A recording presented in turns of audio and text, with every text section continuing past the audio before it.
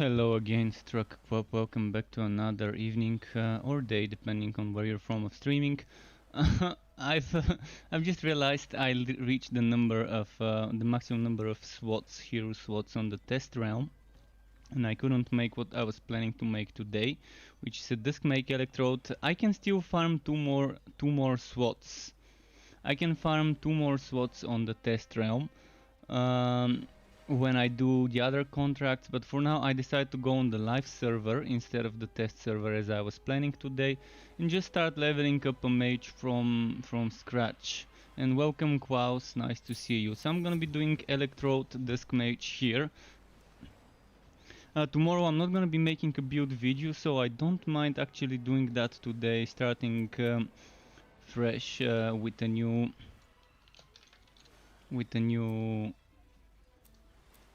hero. We'll see how it goes.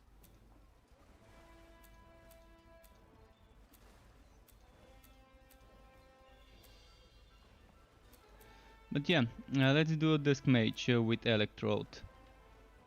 I normally go for the white hair, but let's go for the green hair now. I'm actually gonna go on the easiest difficulty, because it's easy to spot if something feels underpowered on the easiest difficulty. On ridiculous is where you find what's overpowered, but on practice is where you find what's underpowered. And right now I'd rather try and find those skills that feel weak. I'm probably gonna do entropy. Electrode build. We'll see.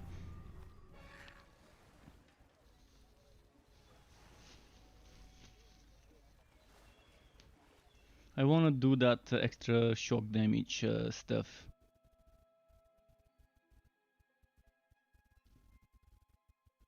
But yeah, we'll see. Tomorrow I'm gonna make a video about the patch notes.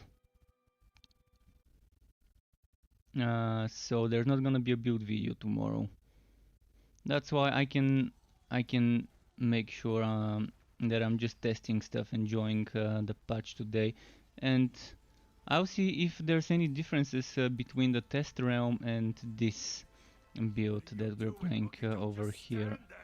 What's the build number?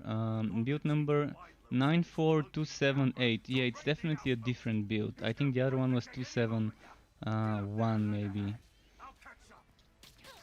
So it seems like it is a different build. No cheat NPC, no extra items now, so this is gonna be kind of, yeah, not what I was planning to do, but again, since I didn't have enough slots to create a new hero. I was 11 out of 11 on the test server, and I know I can get it to 13 if I finish my other contracts, but I've not been doing those other contracts, so I'd much rather start this one here and eventually finish it up and do it as a build video whenever it's ready.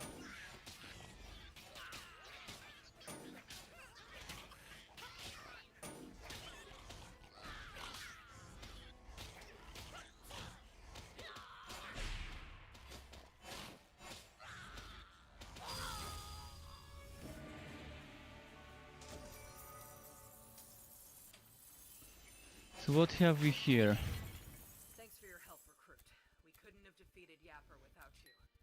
After years, why attack now? No matter. Answers can wait. The wounded need help. So the skill I really need is soldiers' swords to heroes' rest. this one, shocking display. Hurry back once you're finished. We're just getting started. I'm probably not gonna go for Walk-O-Ice Storm. We'll see. I mean, I'm gonna get it for the buff, because I definitely want it for the buff. So now I'm gonna be limiting myself to lightning weapons, I guess.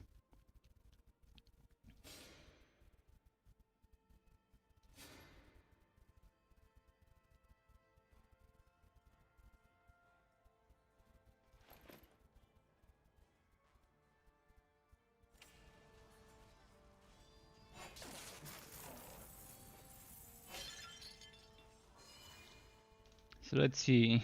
I'm gonna try and skip through certain parts of the story that I've seen. Like I'm gonna be skipping the cinematics just so we can do this as fast as possible. I'm not gonna be trying to speed run it, but I'm gonna try to whenever I can skip certain things. Cause I've already done the story so many times on so many heroes, it just I can't do it again. So yeah, I'm gonna see how that would feel with ideally at level 20 I would get 10 rupee and have some points saved to get some of the bonuses. By that time hopefully I would have found a decent weapon. What level did we unlock contracts? I'm not sure. Oh, they're actually unlocked from the start. Nice.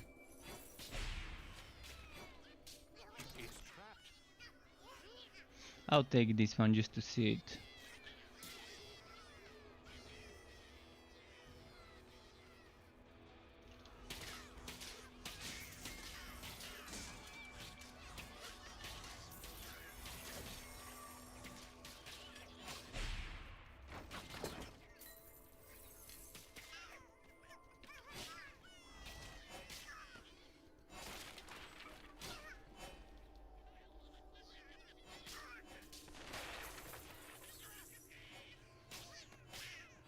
Okay. Not gonna be getting the materials. Let's go kill Bruce Killis. He should be on this side. But yeah, definitely doing something different than what I was hoping to do today. But it's my fault for not paying attention on the test server how many character slots I've used up. If I paid attention yesterday instead of farming for Mapworks bundles, I could have started leveling up the other contracts to get that extra at least one character slot. But I'm gonna get it eventually. I'm also probably gonna be busy tomorrow or the day after tomorrow with some other stuff. So probably in the next 2 days there won't be a build video for me, but I've already made 7. So at least we've got some stuff to show everyone who's wondering what to do. There will be more, believe me. I'm not gonna stop making the builds and the videos.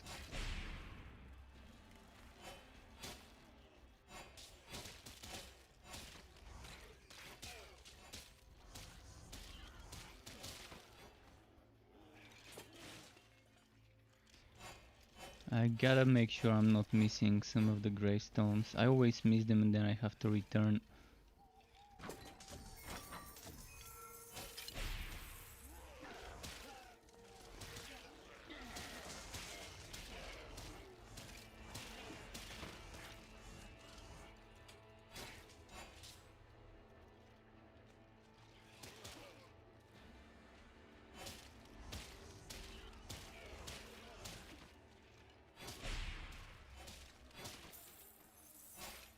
Let's get that one level. I really need dark spears.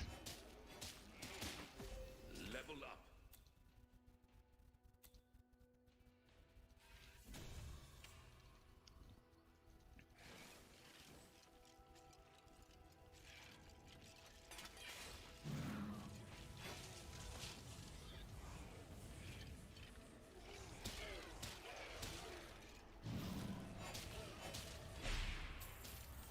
Marauder 32, welcome, hi to you, nice to see you again. How have you been?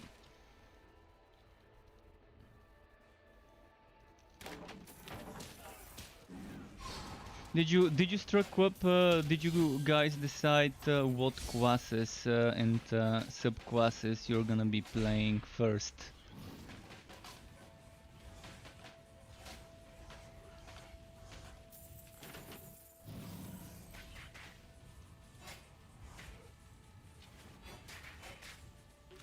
Overview says so. Update out and wipe also. Yeah, the update is out and the wipe is also a thing already. It's been done. This is on my live account and this is the only hero I've got on my live server account. So the wipe is definitely happened already.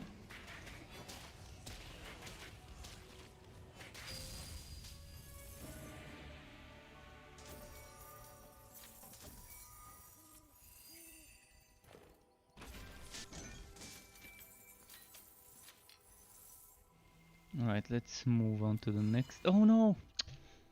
Ah, fuck. It always happens. It always happens and I have to return because I didn't find all the gravestones.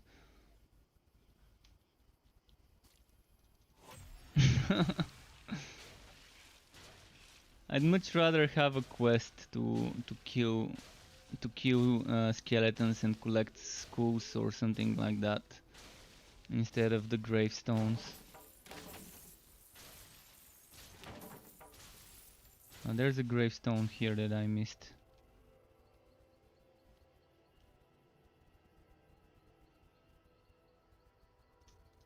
You have completed a quest. Alright, I'm gonna go and get the waypoint and then move on to the town.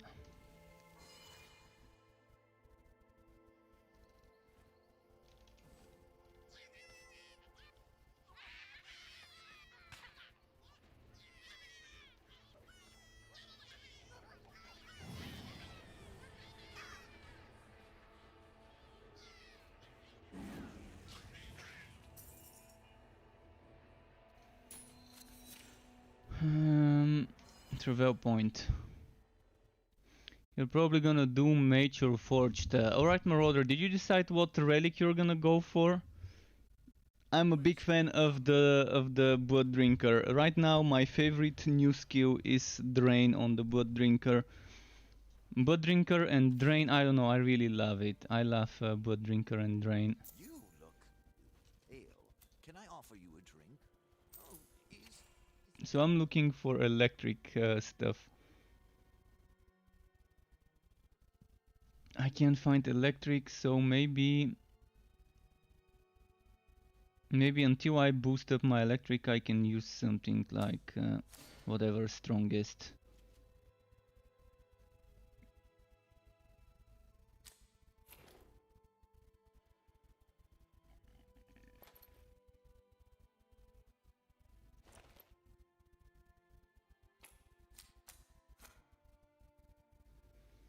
Alright, I think we're good to go. Let's sell. Oh yes, potions. I've got those.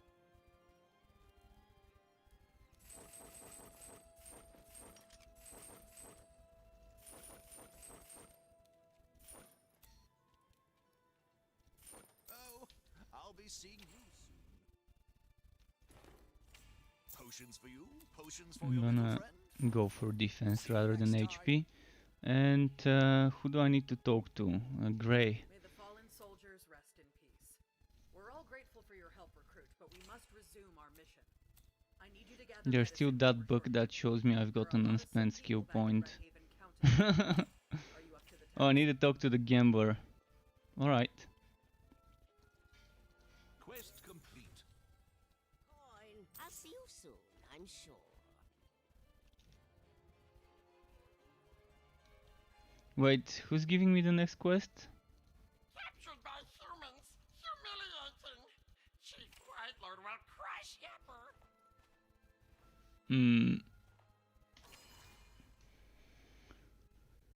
So yeah, this one I'm gonna be going for an entropy build. And I'm not gonna make it a Mayhem build because it's gonna be too boring if I make it a Mayhem Chaotic Strikes build. So I'm gonna try and put points into Walkaway Storm, maybe 1000 Volt Burst for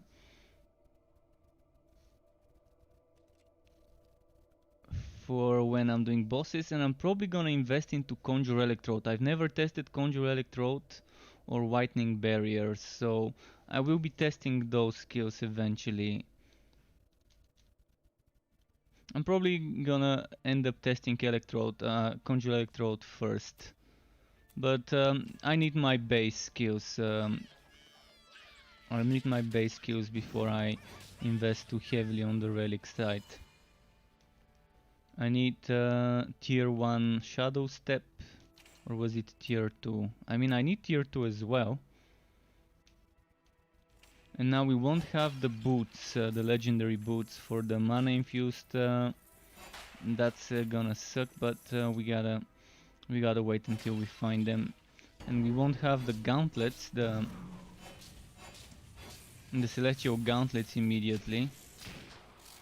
And without them, our damage is not gonna be great. Oh, normally I don't go for this dungeon, but that's for ridiculous. When I'm playing ridiculous, I normally don't go into this dungeon until I'm level 5. But since now I'm doing practice, I can probably handle it easily.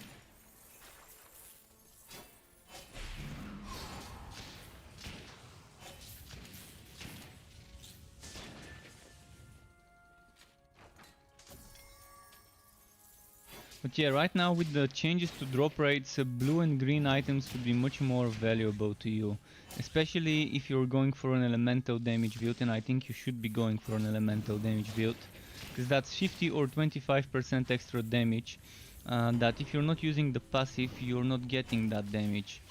And it's much better to try and use a weapon of that damage type and get that bonus than to just avoid using it.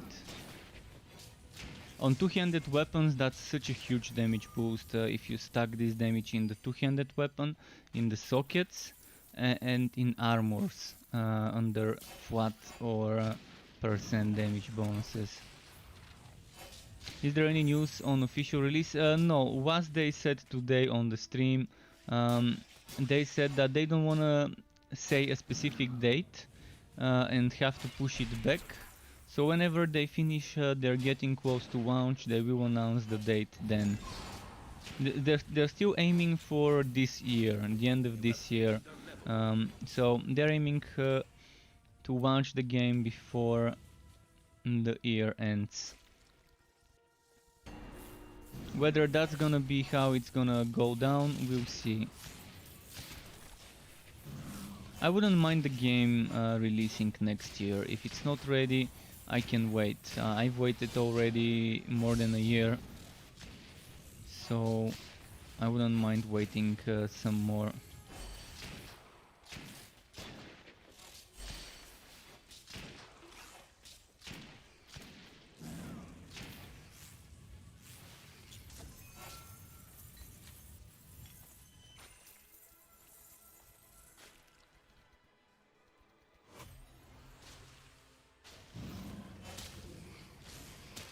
Oh, I forgot to take the mushrooms, did I?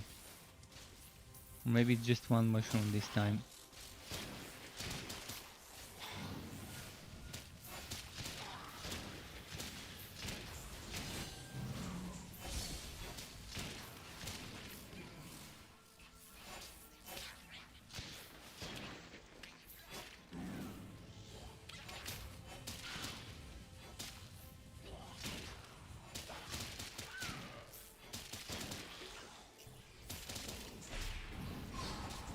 Come on, die.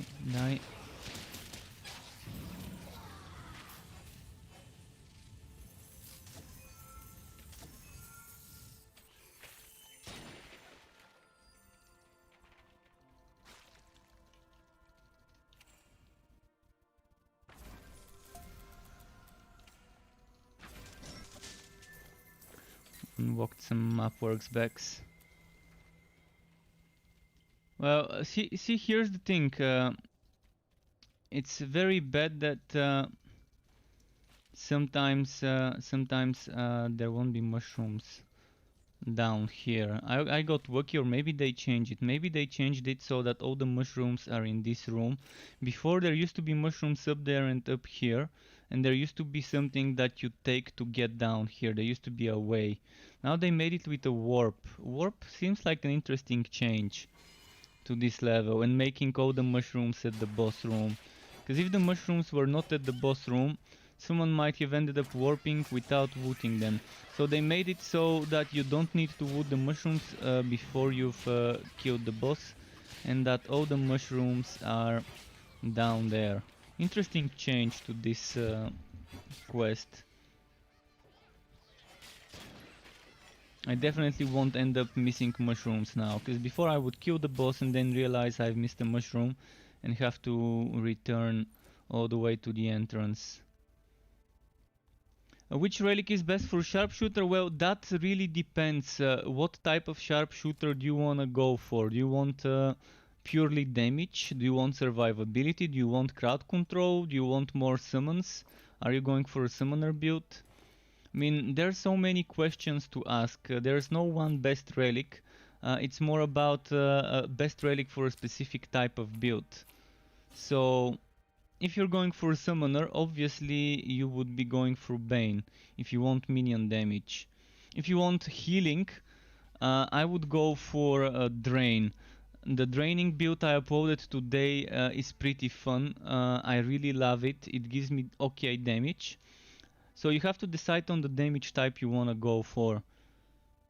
I decided last night to level up a Sharpshooter with physical damage, with bleeding, and draining and healing, and I really loved it because it gives me the Blood Drinker gives you a 50% damage reduction shield on a squishy class with the Sharpshooter.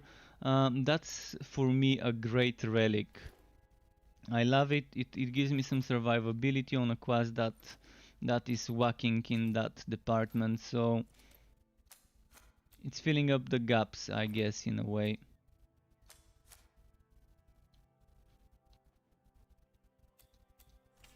Alright, let's keep moving.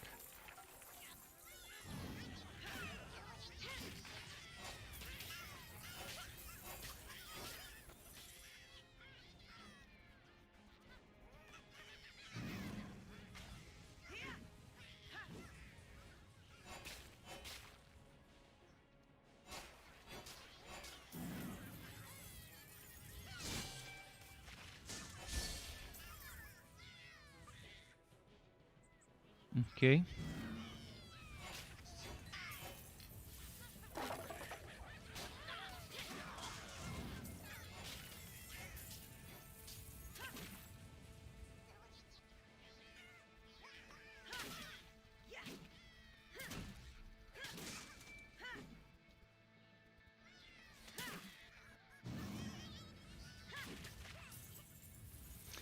All right. Any more questions, by the way? Feel free to ask. I mean, whatever I know, I will share with you. But yeah, you might want to check my builds. I've got 7 builds already, which are good for this setup, good for this build, for this version of the game. 7 builds. So I've got a Bane Sharpshooter, I've got a Drain Sharpshooter with the Blood Relic, I've got an Electrode, Slammer, Realmaster, I've got a Blood Draining Melee Forged, I've got a Ranged Fire Forged, and I've got an Ice Mage with the Cold Heart. I think that's 7. All of those with the new update changes when I made the build. I made them on the test realm, so some things were broken there. Hopefully they are fixed. Which reminds me, if anyone is playing the Cold Heart, could you let me know whether when you get it, whether Snowstorm has been fixed? Because it used to do it used to do 1 damage and not give me the damage buff. Also, Cyclone mode was not moving, like it was barely moving when spinning. So that's something I hope was not intended, but was actually a bug. And hopefully they fix it. Because I really love my spin to win builds, but if he's just spinning in one place, it's not that fun to do it.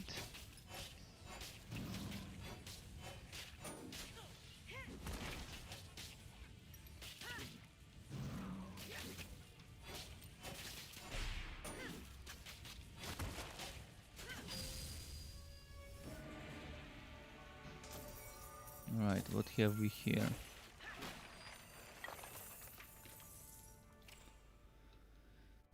Yeah, I'm trying to get the game to drop me electric stuff, but I guess it's too early to even care about what element I'm getting as drops.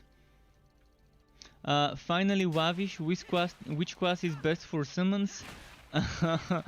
Well, if you want summons and not a meta setup, you would go Mage or for Sharpshooter. The Sharpshooter has a taunting pet, which is nice, the Mage doesn't. The Sharpshooter can get more ranged pets than the Mage. In fact, the Mage gets 0 ranged pets from his own skills, but with the Sharpshooter, with the Rifle of Leadership, which is a legendary rifle, with that one you can get Goblin Gunners. But the meta summoner would be Train Realm Master, with focus not on the summons but on the trains. If you make a Train Realm Master, your trains benefit from minion damage, and Miasma gives you 100% minion damage while it lasts, and it also summons spiders while it lasts, 1 every second I think, and then there's a passive with 25% minion damage on the Bane. But you have to be focusing on train. If you want the meta summoner, don't go for the one on my build, but go for flamethrower car, shotgun car, and what was the name? The electric car, shocking rounds. So if you get those 3 cars, and if you focus more on the train stuff, along with Miasma, rather than Spectral Spider like I did, then you're gonna have a little bit more meta build than the one I've uploaded. Another thing that currently probably might be meta on any class and any relic would be Mayhem builds. By Mayhem builds I mean builds that use an item called Egg of Mayhem. This item, let me show you. This one, Egg of Mayhem, which lets you, for every relic there's a specific skill that triggers this, and it allows you to cast the triggering skill of another relic. And if you go for this one, every relic has it. So in this one it's Chaotic Strikes, then you have Spinning Blades, then you have Venomous Maw, then you have Frostblast and Sword Smash. So you can just max this one out, or whichever the equivalent is, get Egg of Mayhem and spam it. That's another setup that could be a little bit more meta than other setups right now. It's probably a little bit boring, so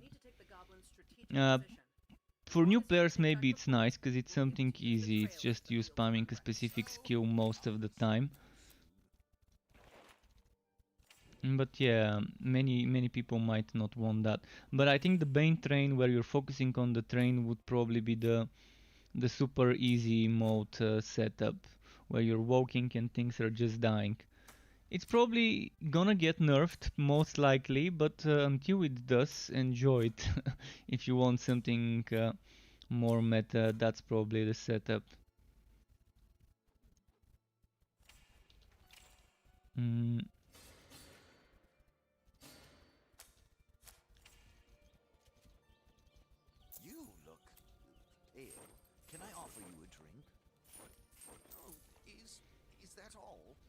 Oh, and I need to sell the pet stuff. So what am I doing now? Yeah, Vesku, the patch is online.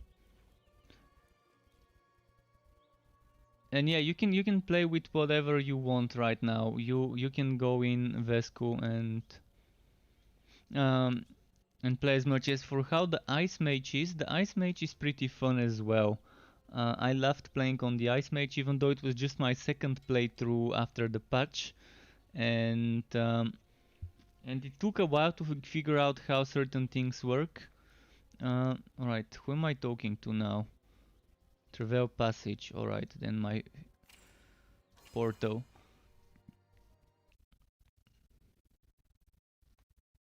But yeah, the Ice Mage felt fun. I played it with Frostblast, but I didn't focus on Frostblast. I really wanted to do Snowstorm on the Ice Mage together with Ice Shield, but Snowstorm was bugged when I was playing on it. It was only doing 1 damage,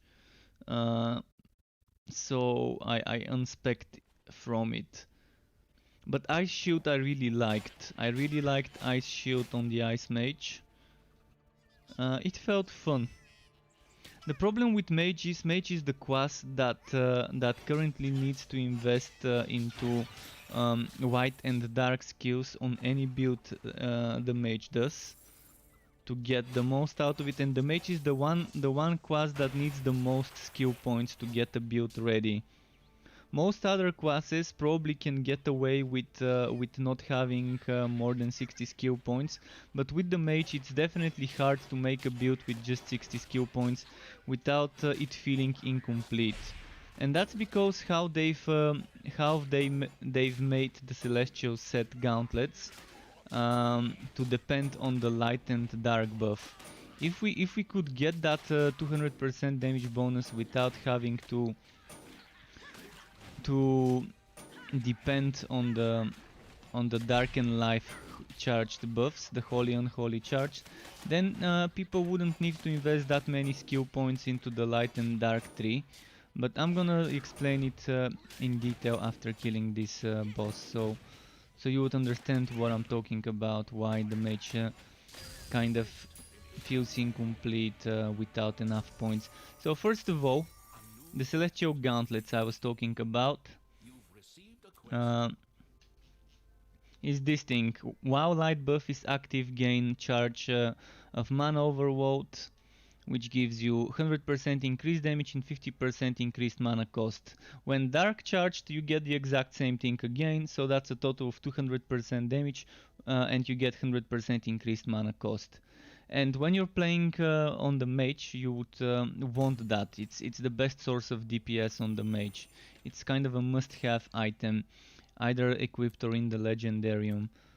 So in order to get the most out of it, you would need 4 points into Light Spear. I mean 6 points, but 4 points if you're using the +2 from the set to get Holy Charge duration. Then you would also need to invest into Energy Spike to get the Unholy Charge duration.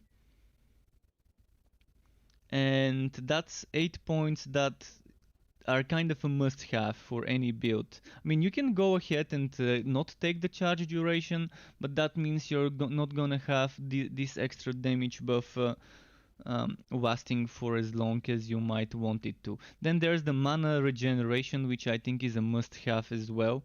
15% increased mana regeneration from Shadow Step Tier 2. Then there's dark skill damage and light skill damage, which of course is then optional. You can go and focus more on a white skill to do damage, then of course only take the white skill damage. The same goes for white and dark crit chance. So this is something that you can vary, but with the holy charge duration and unholy charge duration, for me that's a must-have for any build along with the gauntlets. If they change how that works, then we wouldn't feel like we're getting stuck into speccing into those things on any build we do. Alright, let's go to Travel Point. There's some bug I see every time I'm here. Every time I'm in this place, it doesn't count as if I've unlocked Travel Passage, and then I have to go back to it. And it doesn't let me make a portal, so this is definitely a bug. Because right now, if I go to the town, and then they tell me to return to this place, I'm gonna have to walk. Hopefully my portal is still there. You're gonna see what I mean. That's a very annoying bug. So now they're gonna tell me go back to and go to the Fields of Unrest, but the NPC Travel Passage, which I was just using the teleporter, the waypoint, it's not unlocked. And now you have to teleport to Edgewood Bluff and walk all the way to Travel Passage, and this is just very bad, very, very bad. And I know why this is happening, because when you click on that waypoint, the one I just used, when you click on that waypoint, the game doesn't think you're in Travel Passage, because you're not in the real Travel Passage. You're in a different version of Travel Passage where the boss exists, not the one where different forts exist.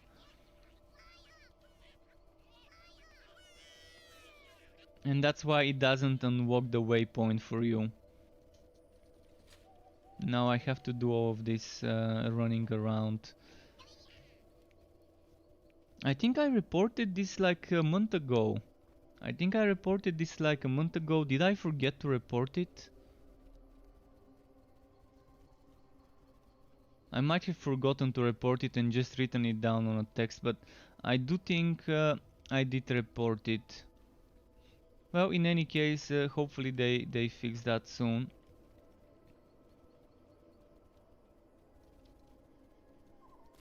And I'm on the easiest difficulty. I just don't think I need to be playing on the highest difficulty. I don't see a reasonable explanation why I should play on the highest difficulty. I've had enough of ridiculous, especially now after they made the monsters move 50% quicker and they removed the gearwork bonuses and all of that. There's nothing to motivate me to play on ridiculous. I don't get more XP, the enemies move quicker, the enemies take less damage.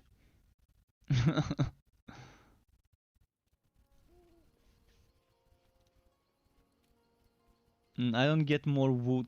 If I did get higher chance to get some wood and stuff like that. But it's easy to find if something's underpowered when you play on the easiest difficulty. And I decided to just play on practice until I'm done with the build, until it's geared up. And then I can always switch to ridiculous if I want to challenge myself. But right now practice actually is pretty challenging because the enemies do the same damage, I think, as on ridiculous.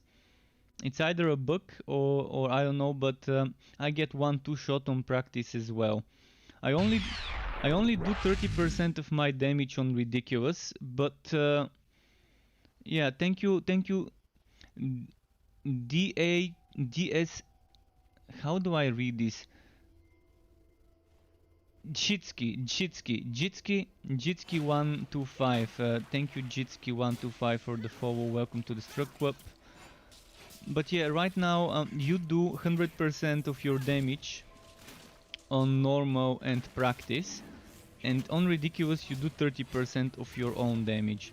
But it seems like the enemies do exactly the same damage to you on this difficulty. So I've voiced my concerns that this needs to be a little bit easier in regards to the enemies not doing as much damage. It could be a bug, it could be just no one playing on this difficulty and giving them feedback. And now I will play a lot on this difficulty and give them a lot of feedback about practice. Because I really don't care about some visual bragging rights that I've only played on the hardest difficulty. I'm not the kind of person that gets motivated by bragging rights. You can't motivate me by bragging rights, especially EPIN internet bragging rights. That's just not what motivates me. I get motivated by wood, and that's the one thing that motivates me the most in games. By wood and build variety and diversity.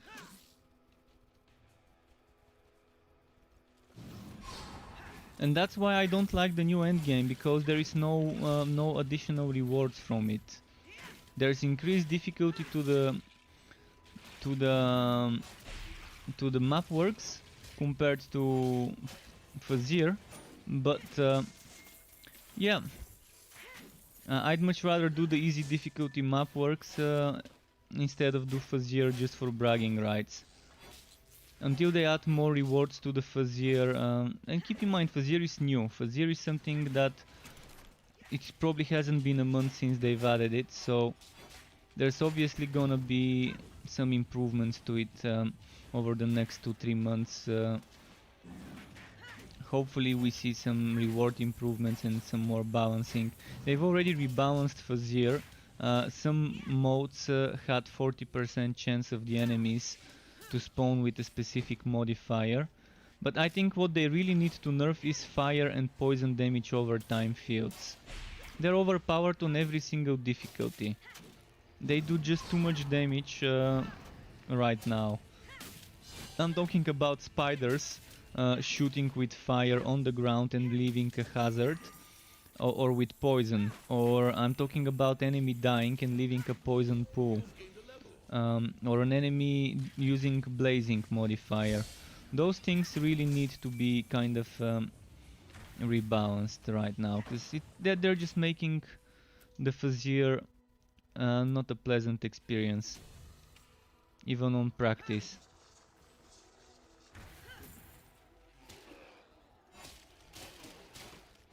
Right, let's go to the chasm, or chasm, or chasm, however you pronounce this.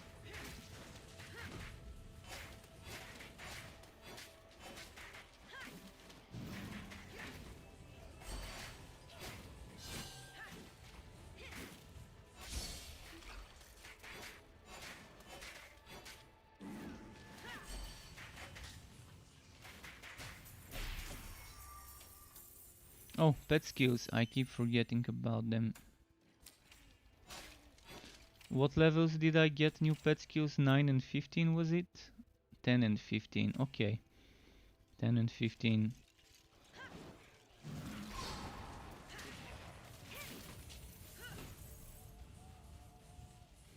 Gwen says, hey Struck, Fazir in Torchlight 2 was a liar and a pretty bad Djinn overall. Oh, I've forgotten the story in Torchlight 1 and 2, but thank you for reminding me.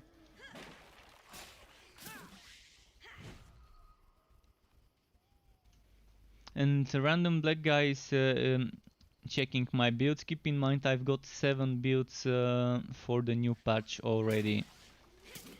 With more to come, probably in the next 2 days there won't be a build video.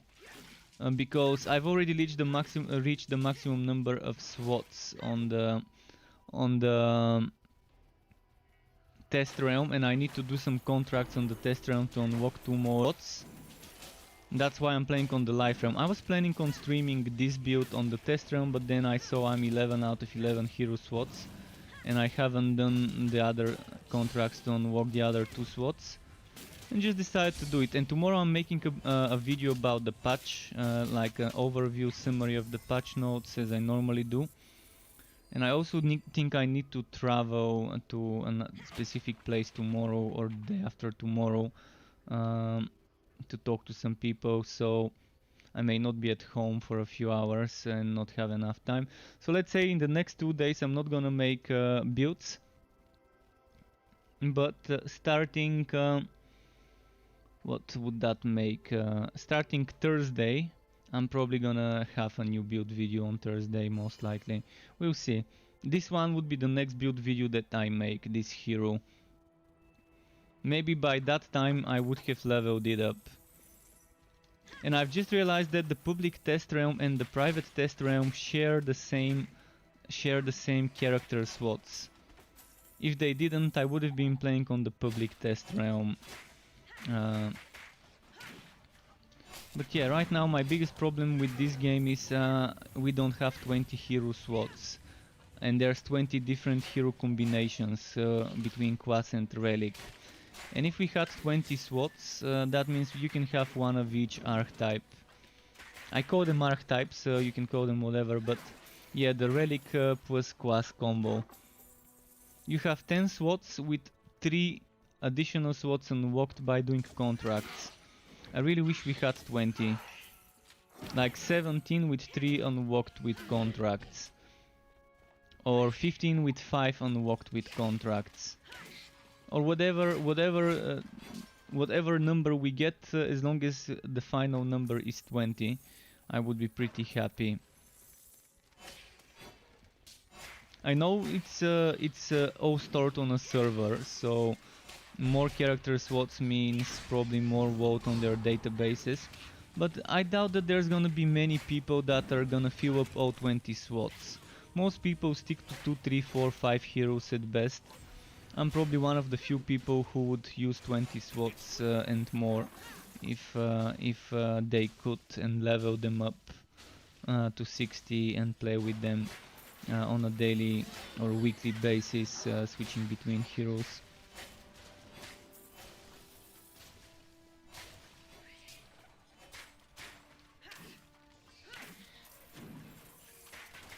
They already said that they're not planning on giving us more skill slots. Skill points, I mean. More skill points. So we're gonna have 60 skill points unless the community is very vocal about wanting more skill points and feeling like we need more. then they might consider giving us some. But they just said it on the live stream today that yeah, they're not planning on giving us more skill points for now. We'll see how the community receives this change. I'm assuming many people might think like a few more skill points could be nice. You're following my Sharpshooter build. Nice.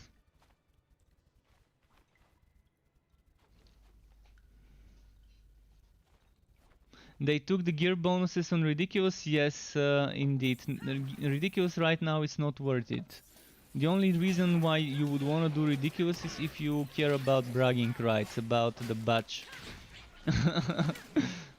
So yeah, I mean, that's how it is right now. I'm on practice. You can see here at the top it says the difficulty. They've added it to be able to see the difficulty regardless what content you're doing. We couldn't see it while doing Fazir, but even on Fazir now you can see it. So over here you see my level, the zone and the difficulty. I like practice. Practice is the best place to figure out if your build or items are underpowered. If you're struggling on practice with something, then the build is underpowered.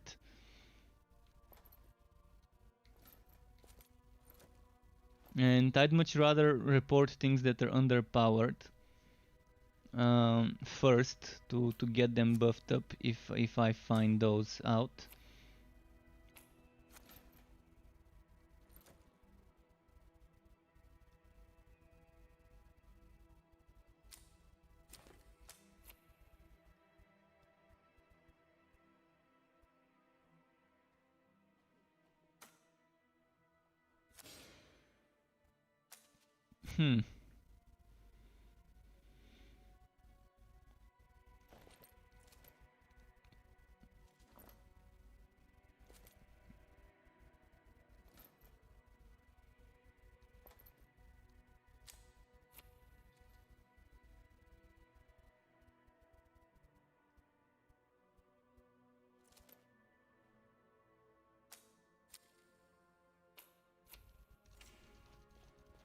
Okay.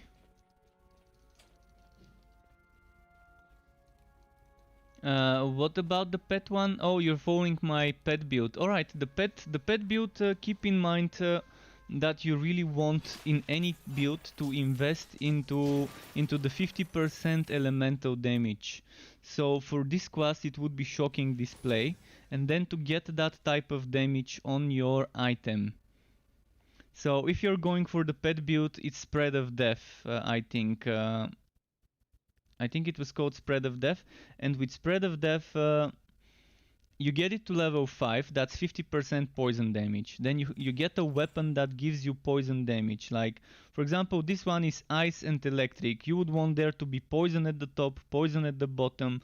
You would want armor with poison, or leg with poison, or boots with poison. You would want to be stacking that type of damage. So replace poison with X element. In my case it's lightning. In my case I need to be stacking electric damage. Because that's 50%. So if an item gives me 1000 damage, with that skill it's gonna translate into 1500. And that's a huge boost. That's a boost that most of you wouldn't wanna miss out on. By the way, just a moment. I think this chat box I could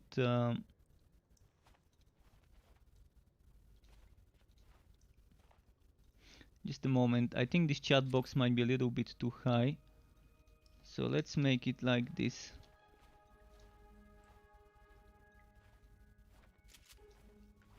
Made the chat box a little bit shorter, 50 pixels shorter. It seemed like too tall.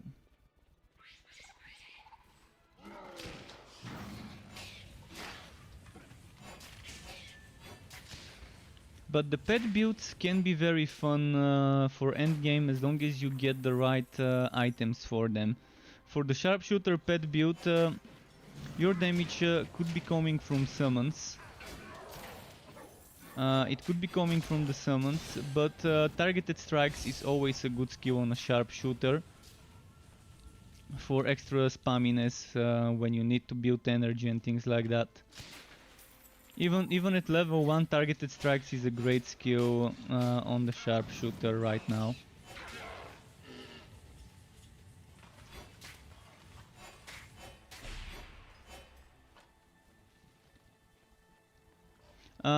What's not in the build?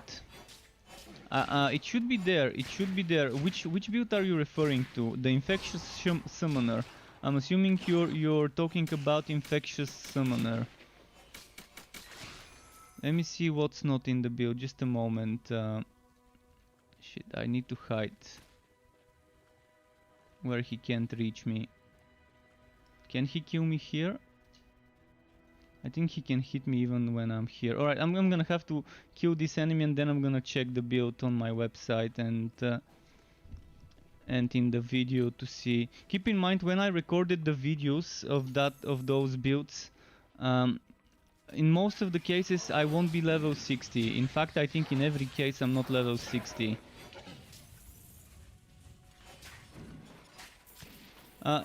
There's more than one setup. Keep in mind, I've offered multiple setups for my pet builds and stuff. Check the website. Check on the website, and also in the video there's different screenshots. During the skills segment, there's gonna be some screenshots of different ways to spend the skill points, and one of those would be with Spread of Death. And I'm asked, will you be playing in normal difficulty for now? Just so we can group up. I wouldn't mind playing on normal difficulty. I'm on practice right now, but I wouldn't mind going on normal if someone wants to team up later. I don't mind changing my difficulty. I mean, I've already gone to the lowest difficulty, so it doesn't hurt to change it up. It doesn't hurt to change it up, and only when you're going down you're losing the batch. But since I'm already on the lowest, I can always increase it. So let me look at that build that you're talking about.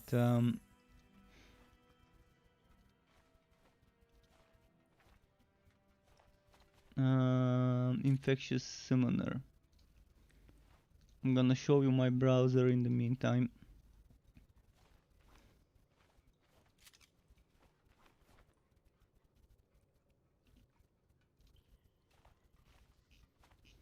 So Spread of Death, it's not on this or this or this.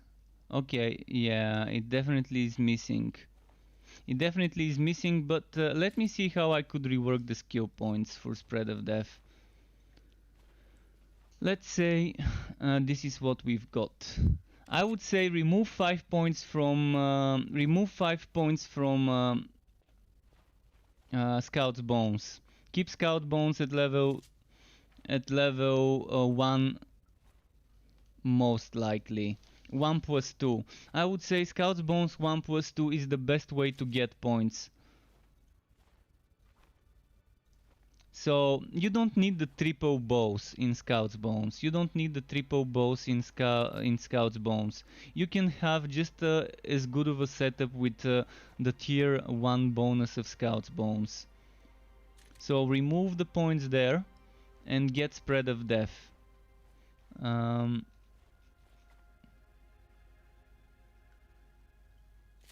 Let me just update this.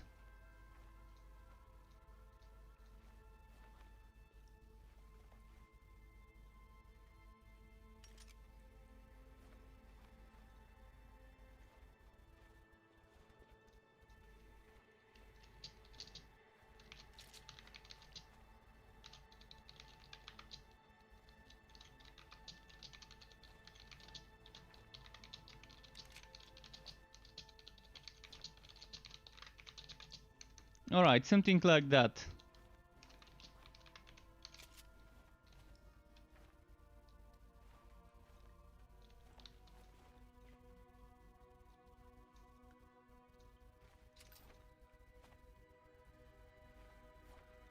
Let's make sure it's easy to see. Alright, something like that. Thank you very much, Random Black Guy, for the follow. Welcome to the Struck Web to you. Alright, so there we go. I've updated the text.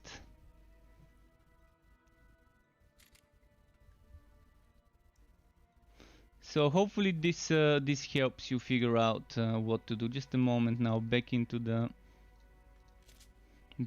game.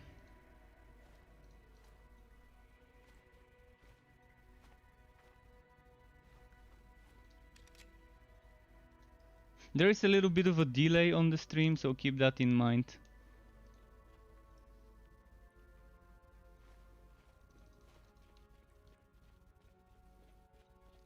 Let's go back to wherever we need to go.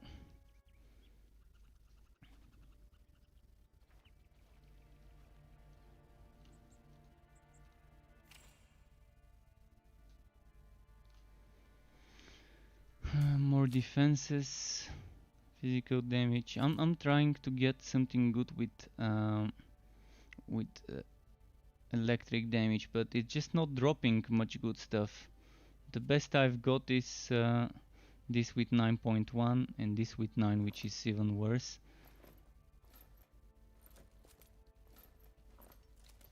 Relic energy costs. Okay, I'm keeping that one. I'm gonna send the pet to sell and move on to the next part of the quest after finding the checkpoint. Oh, okay, this is something new. I've not seen this this part of the map before. That's like a new piece of the map added. I'm gonna line of sight them. Ah, fuck. They're too vacuumy. Oh, no, they're too tough to deal with. With teleporting, one of the group is teleporting, the other one is pulling me.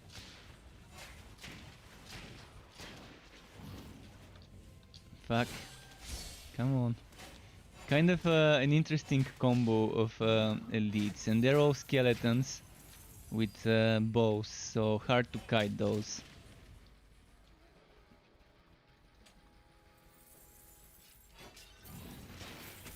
So yeah, this is a new piece of layout for the map. It didn't exist before, this type of layout with the shrine and the ruins and everything.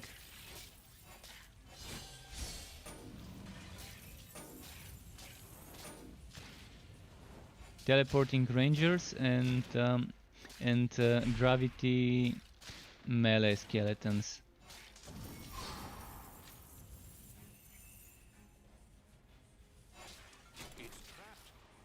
Wait, what's happening to the water in this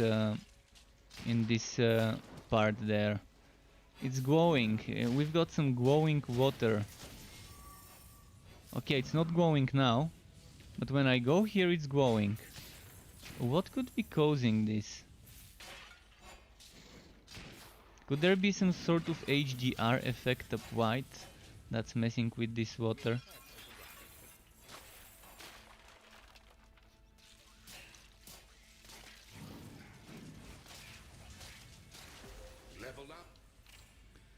So now the question is, do I go for level 6 Shadow Step as soon as possible for the mana again?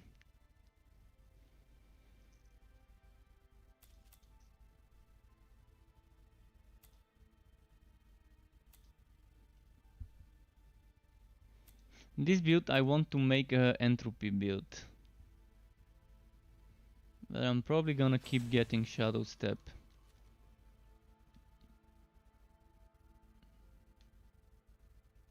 Shadow Step has an additional charge, probably needs to be the tier 1 bonus, and hit enemies at starting location and gain mana per hit probably needs to be the tier 3 bonus. Because the other skills of other classes get the extra additional charge on tier 1 bonus.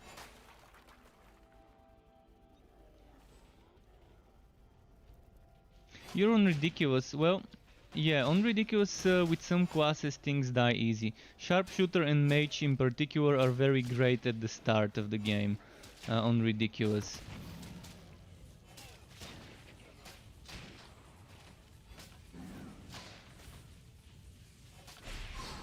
So for the damages, when I've played on Ridiculous before, I've noticed that mages and sharpshooters feel a little bit easy for the first 10-15 levels. The other heroes at level 15 probably kind of end up evening out as much as possible. Then by the time you reach level 20, things are starting to get even more closer in regards to who is clearing out fast.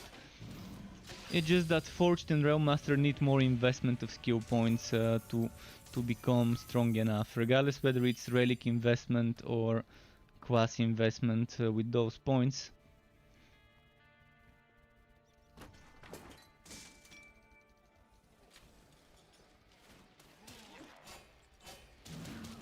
This is also a nice bit of layout. It wasn't here before in the Fields of Unrest, this type of scenery.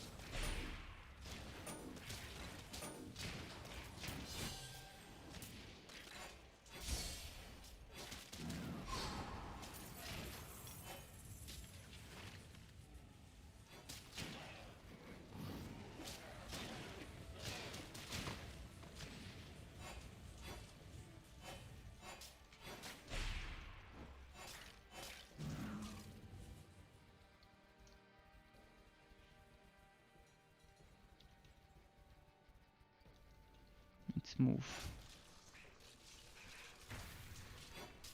Barrows, I love barrow damage. Barrows can be your best friends. Alright, let's go to Trevel now.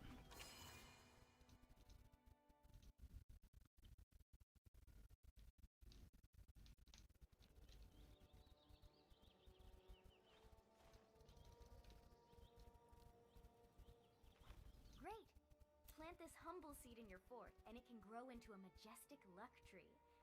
Being magical, luck trees. Alright, I got the Luck Sprout. Yes, really. Go plant this in your fort and start feeding it with nourishing items, and it will help you find more amazing gear. Some defense here. Mana regen per second on boots. Okay. That's pretty decent actually. Mana regen per second on boots. Didn't know they've added that. I didn't realize something like this when I was playing on the test server. Maybe I didn't woot as many boots to notice this being a thing.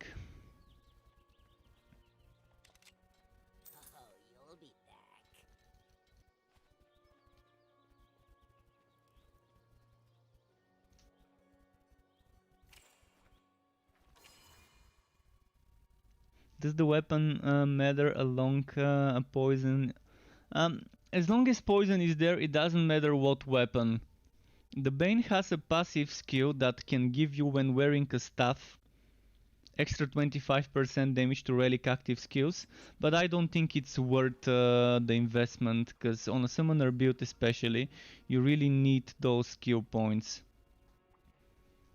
So yeah, just any weapon, as long as there's poison. It's not just the weapon, it's the armor as well. Armor can give you damage, flat damage and percent damage. I've gotten only percent damage on boots, but I've gotten flat and percent on chest and leg armor, so that's something to consider.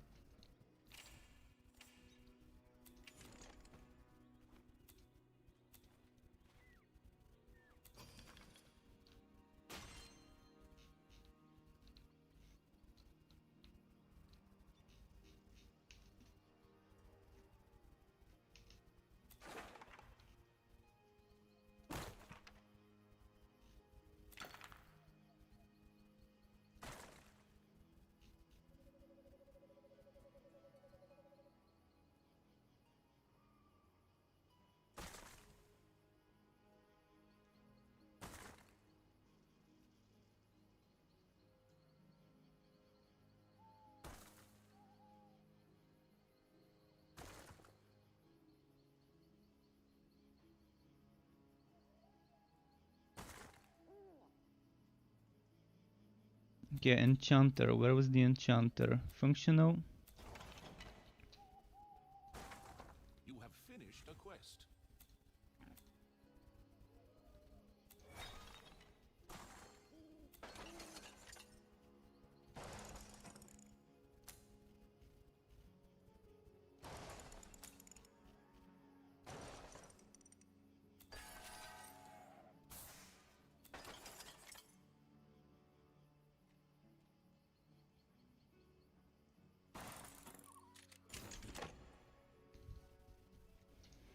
Enchanting is supposed to be level 60 thing. But disenchanting isn't, so...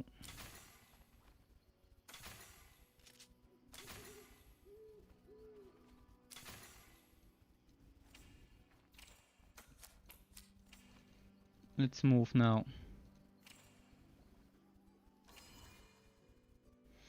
Time for wide vote.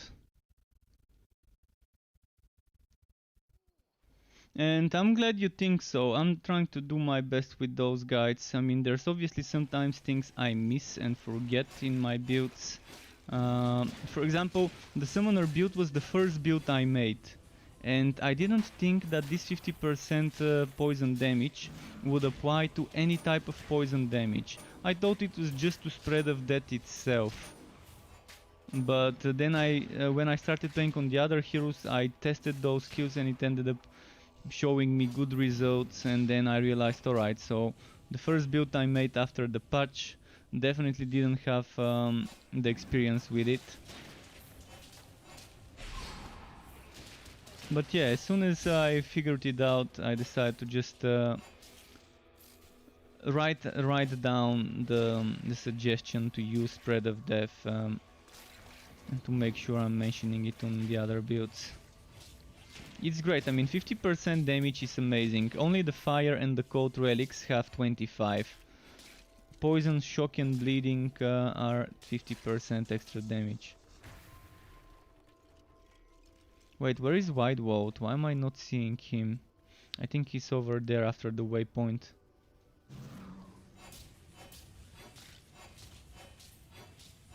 Of course, this in the first few levels is not that great on some heroes.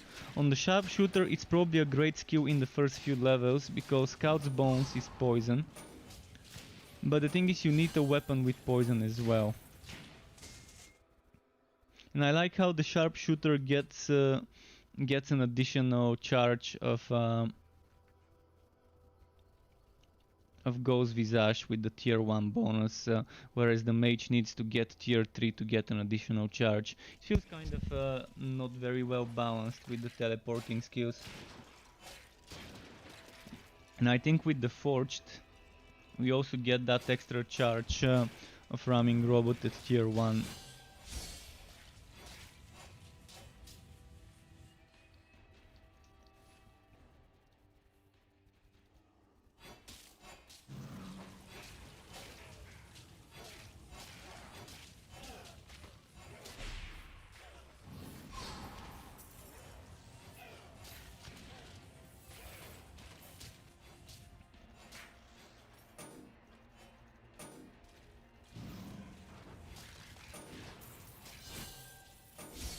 Alright. What is here?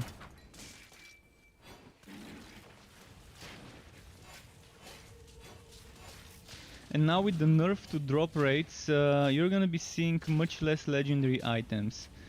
Their ideal for drop rates is 1 legendary item per hour and a half. That's what they're aiming for. They're aiming for people who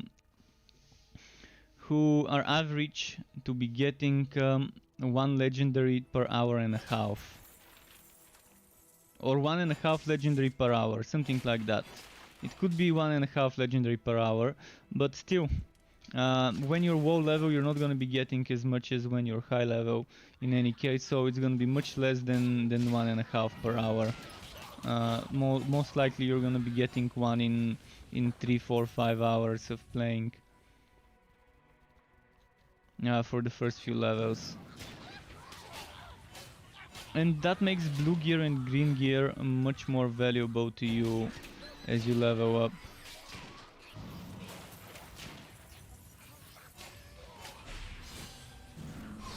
I mean, I found myself even on the test server, I found myself using a white weapon over blue weapons because the white weapon had a socket and was giving me the flat damage I needed for my build, for the passive.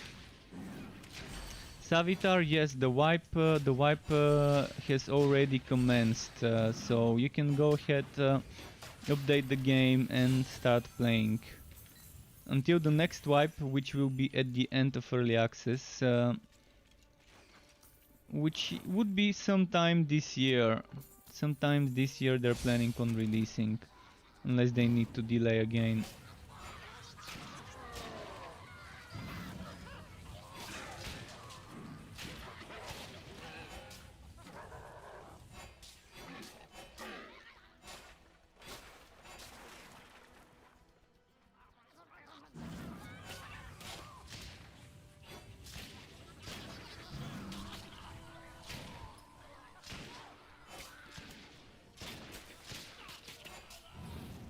Alright.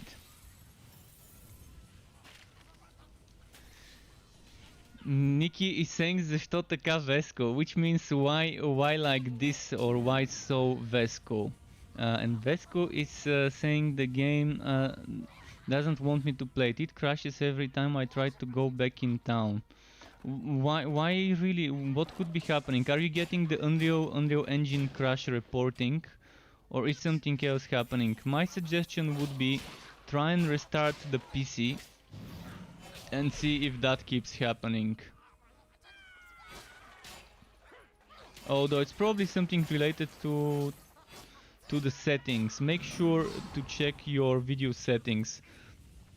What they just said today in the dev stream is that all your settings would be automatically detected again. So all of the settings would be again automatically detected, so keep that in mind if they haven't changed to make sure that you're playing on the right settings. There might be some bugs. I mean, normally after patches there's always the need for hotfixes.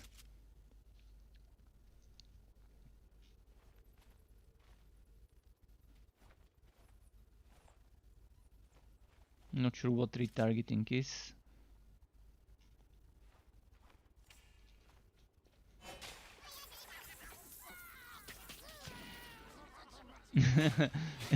And Nikki, yeah, I'm from the same country as you.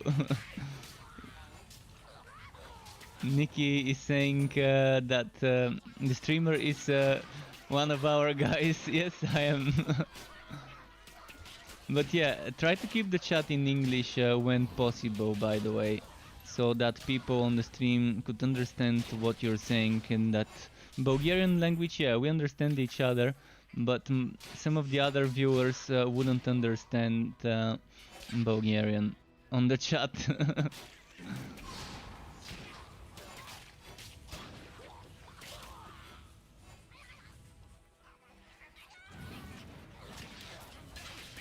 Let's see.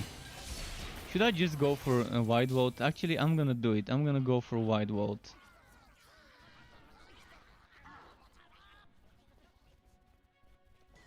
Let's grab that shrine. No.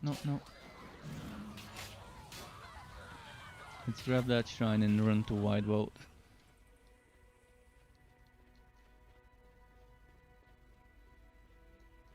Am I gonna have some of the shrine on him? By the way, I'm gonna be skipping cutscenes. I've seen the cutscenes many times. I'm just gonna be skipping them.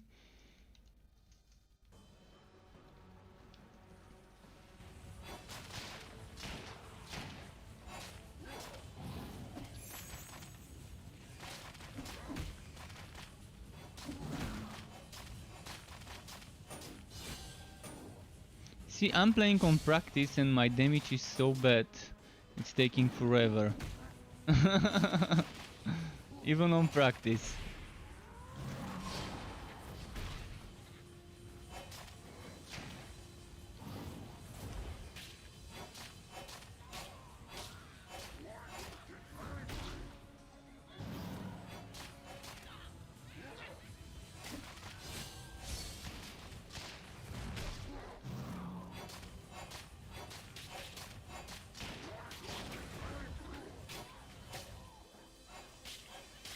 Come on.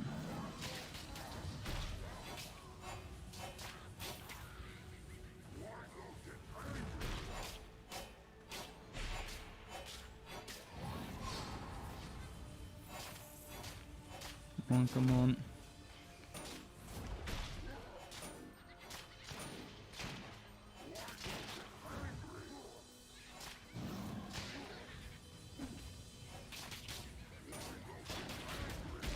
Your health is low.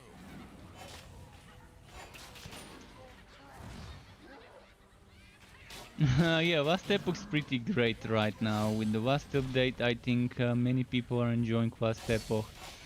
Vast Epoch got from like 2, 3, 400 consecutive players to like 1,200 or something. I was looking at the statistics yesterday. I can look at those statistics again after this fight, the Steam charts. But there's been a huge interest and growth in the player base in Vast Epoch after the patches. By the way, did they add multiplayer to Vast Epoch with this patch? I forgot to read the full notes.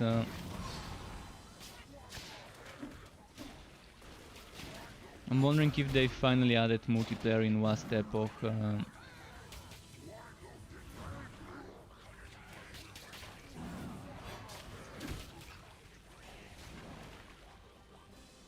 You got banned on Warframe for no reason.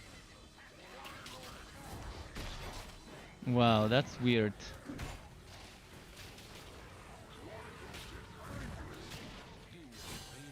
Oh, now I have 0 potions. Great. Now that's gonna be a boss that I can't complete. See, this is what I'm talking about. Why is practice this bad? Why is practice this hard? This shouldn't be happening. Me having so much trouble killing the first major boss fight on practice. Running out of potions and just doing so little damage to the boss. I think the boss is just too OP in regards to HP. If he had less HP, he would have been dead by now.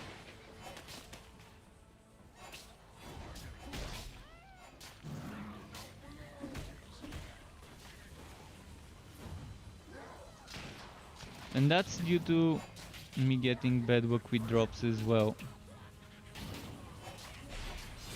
They might have overbuffed Wide Vault.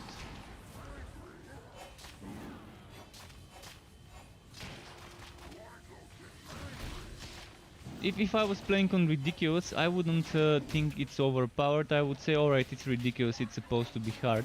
But I'm playing on DG's difficulty and I definitely feel like this fight doesn't feel casual enough to me right now.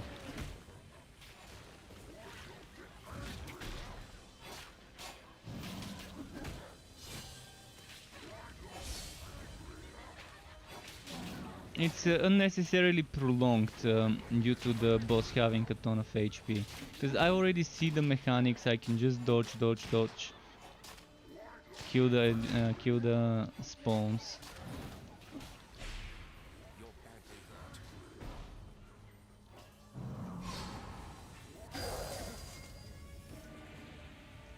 Okay. Hopefully I got a new weapon to use, because I'm getting underpowered. Finally a new weapon. It's ice damage, of course. Why am I not getting so much electric damage?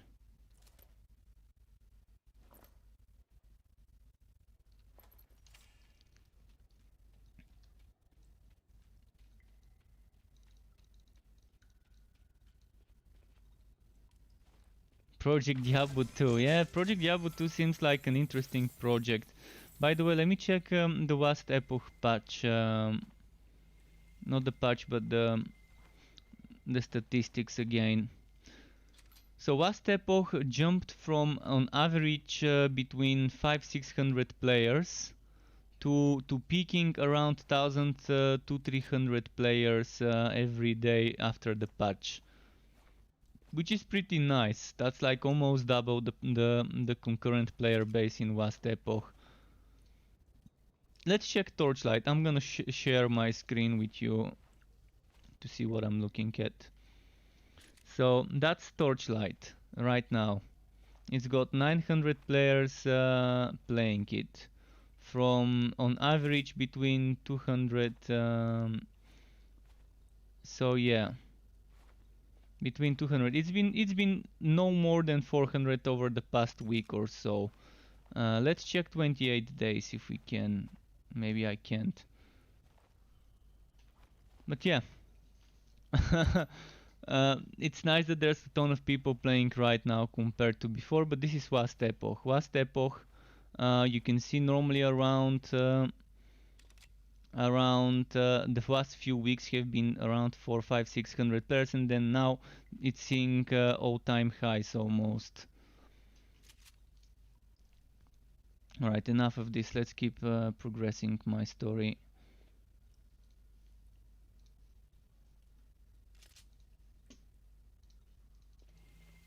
Oh, pet, I forget about the pet.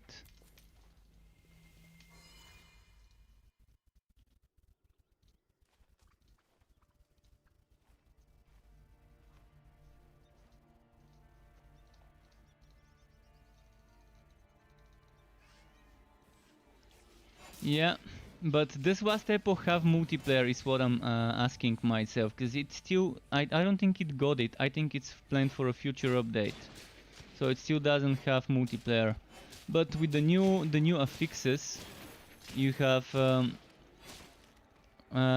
exalted items. Exalted, interesting name to choose. It's obvious that they want to market themselves to the Path of Exile player base.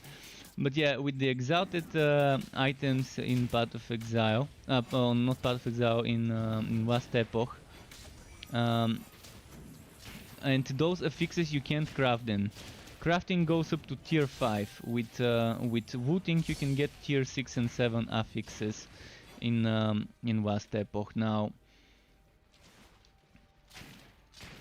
That's pretty fun. And then the reworked end game, the reworked Monolith of Fates, is probably something that's gonna be keeping people busy as well. Hi, Michio86. Welcome back. Nice to see you again. How have you been, Michio? Actually, I don't need relic energy costs yet.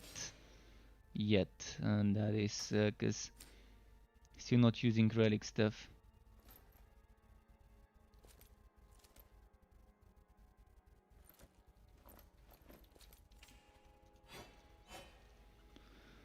My next quest is to go talk to them, right? Alright, I'm gonna go to the well-trodden path.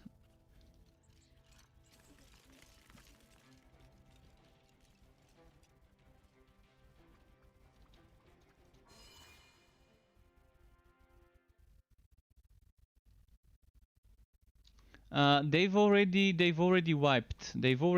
So there's gonna be one more wipe before the early access ends, right at the end of early access, before the game launches. So what you're gonna get now is not gonna be forever, but it's gonna last for a few months until they launch the game.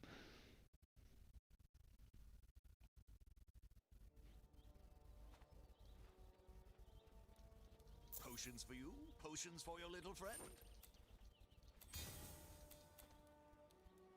See you next time. These are perfect. Kennick called me a fool, but I knew you'd succeed.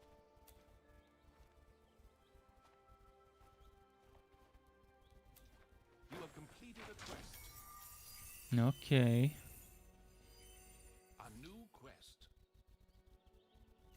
I'm gonna quickly go to Travel Passage and talk to Quive. Where is Quive? Is he outside of the fort?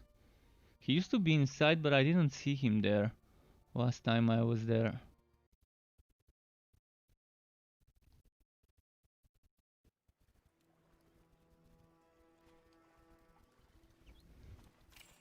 Oh yeah, they moved him over here. You have finished a quest.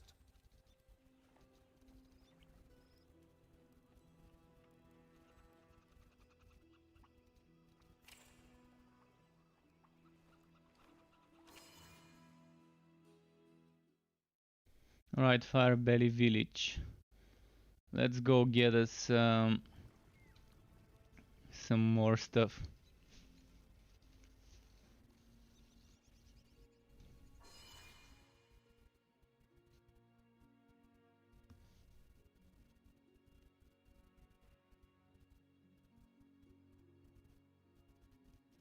Few months. Yeah, feels bad, but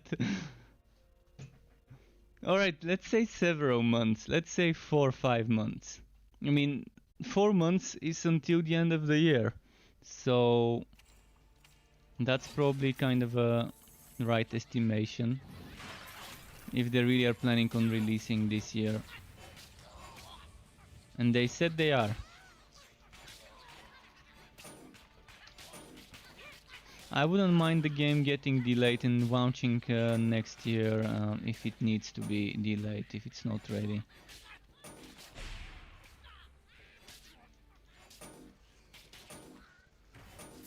But the end game is the thing that really needs some changes now. The end game is the thing that they really need to focus their efforts towards. Endgame rebalancing and maybe making the enchantment system a little bit better, making the itemization system a little bit more intricate.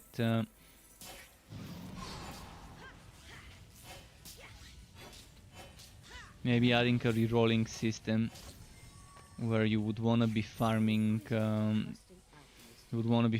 materials to reroll your gear. That would be pretty nice.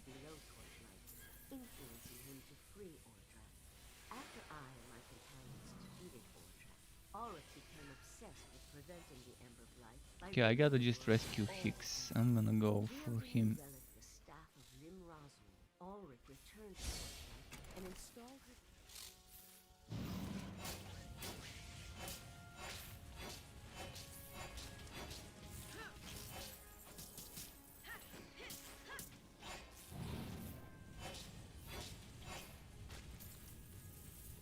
All right.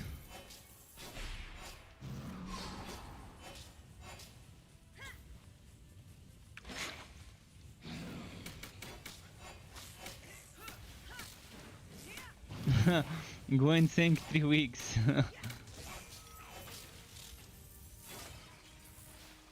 3 weeks. I don't know if they really launch this soon. They would have already notified us.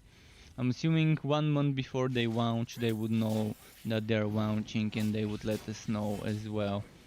The game is far from ready for launch. I mean, yeah, all major systems are finally in place. They've got the Fuzzier here, they've got the Relic subclass system, so they're not planning on making any new major changes. But now it's just about polishing, about the final stretch. And if they do decide to add a new endgame feature, that's gonna be nice, but they probably don't have time by the end of the year to add another endgame mode. But that can come as a DLC post-launch. But now I think they just really need to improve the Fuzzier. Focus more on rebalancing stuff and quality of life changes and things like that.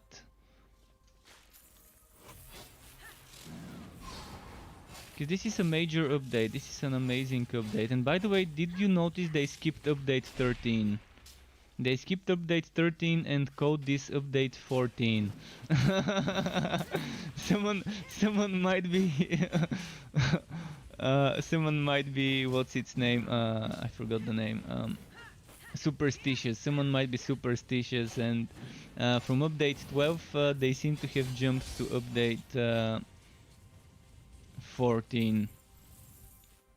Because I remember the Fuzzier being update 12. Unless it was 13 and I don't remember. But I think it was 12, yeah. I've been playing since update 3. Alpha update 3 is when I started playing. The Realm Master got added in update 7, I think. We got more stuff for the pets in update 8. Or was that 9?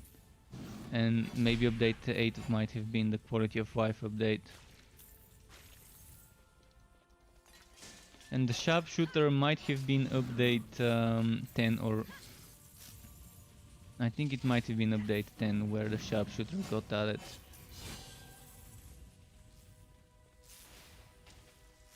What's a good difficulty? Any. If you don't care about bragging rights, if you don't care about your badges, then you can just start on normal, and if you think you want more of a challenge, increase it to painful. Or you can start on painful, and if it seems too hard, go back to normal. But yeah, right now the only thing that changes is this badge here. This badge is the only thing. People would see this badge and they would see your Vizier level next to your name. If you don't care about that, then just play on whatever difficulty you feel comfortable with. I'm not a big fan of adding movement speed to the enemies. I don't think they should be getting movement speed from the difficulty changes, so I'm not playing on ridiculous right now for leveling up.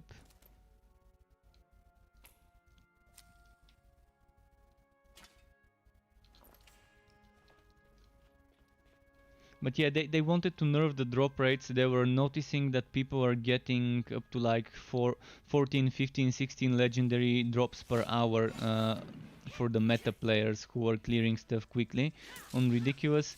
So they wanted this to be around 1.5 legendaries per hour on average for a person doing post-story content and things like that. So you're not gonna be seeing as much legendaries as before. But you don't even need the legendaries as much. You only need them... right now I think every build needs 3 legendaries. And after the 3rd legendary, after the helmet chest and one more optional item, you're probably gonna be going for blue armor. And probably you're gonna be going for blue weapons unless you really need... something legendary for a specific build and you don't have enough slots in the legendarium. Because with the legendarium you can equip legendary weapons there that give you stats that open up builds, and then you can just equip blue items that have more sockets, that can be wife bound, that also can roll with decent stats.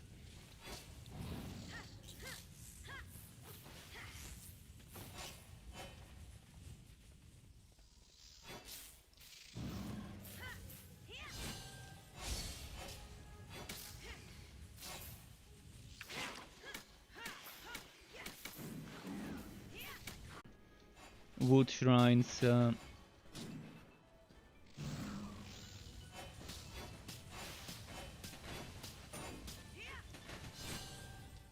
gravely wounded.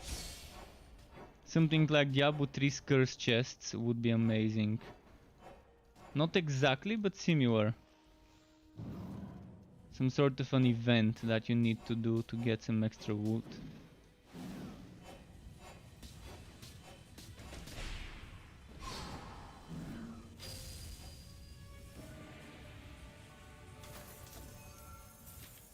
Oh, there we go. First legendary for this hero. It's unfortunately one I really didn't wanna get.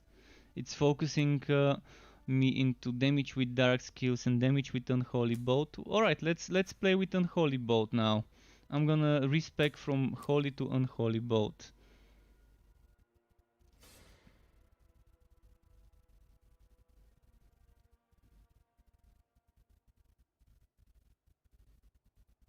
And I'm gonna get consecration. But the thing is, I don't even have respectacles. But there's no time to celebrate. So yeah. They found an ancient dwarven automaton in the excavated The first respectacle we get at level 9 of the contract. I'm far away from that. Your path has arrived.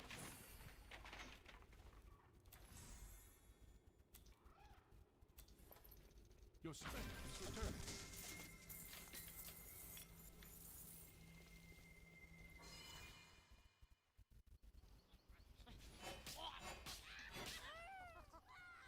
Alright, I'm gonna go get the waypoint and then teleport back.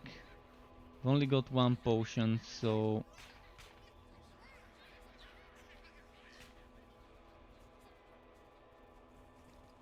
And this map clipping is not really good.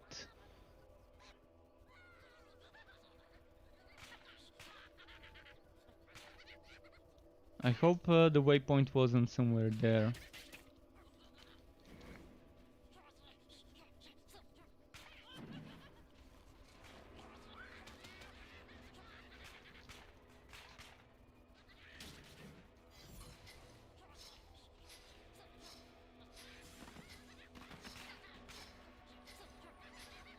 Let's get some trees.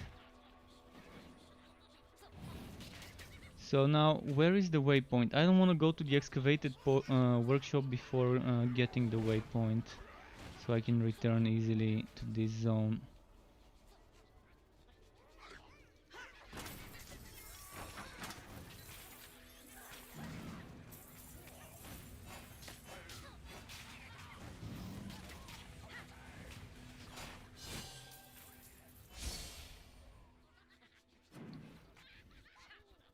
Alright, there we go, waypoint.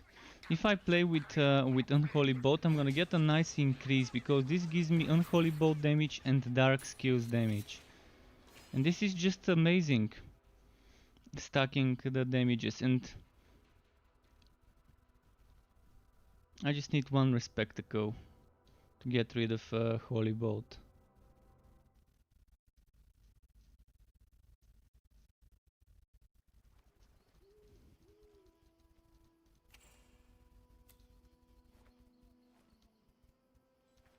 Mana cost for energy spike.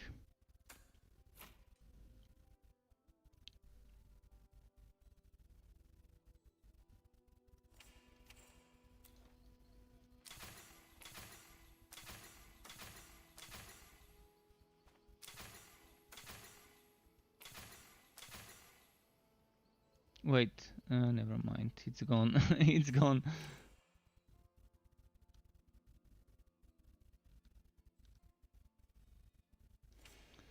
So, I think I got one Respectacle somewhere at level 5. Yes.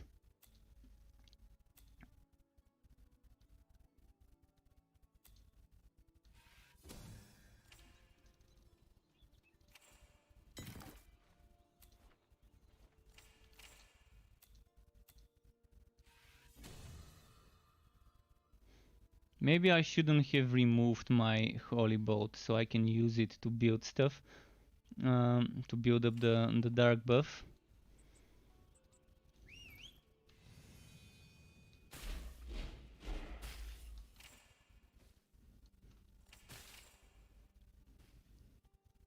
Your pet is back.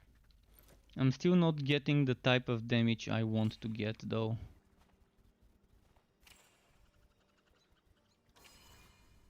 Right, let's go to the excavated workshop now.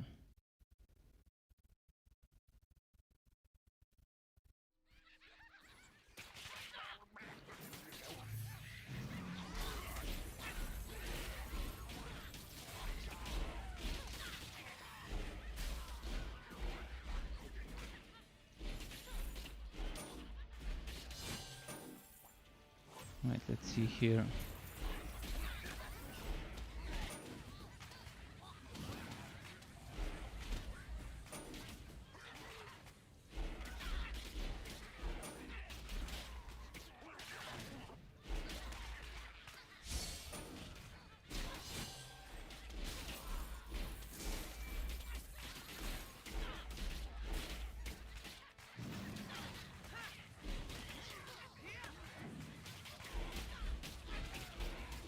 Am I getting XP from the revived ones? I think I was getting XP even when they get revived.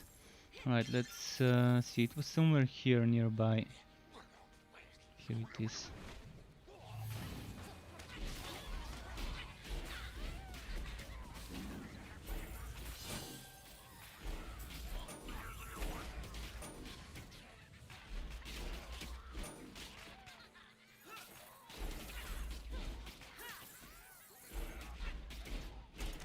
Come on, come on.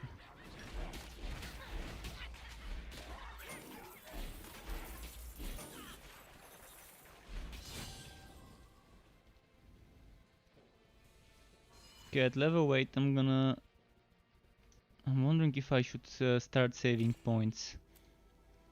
So level 10 is this and this.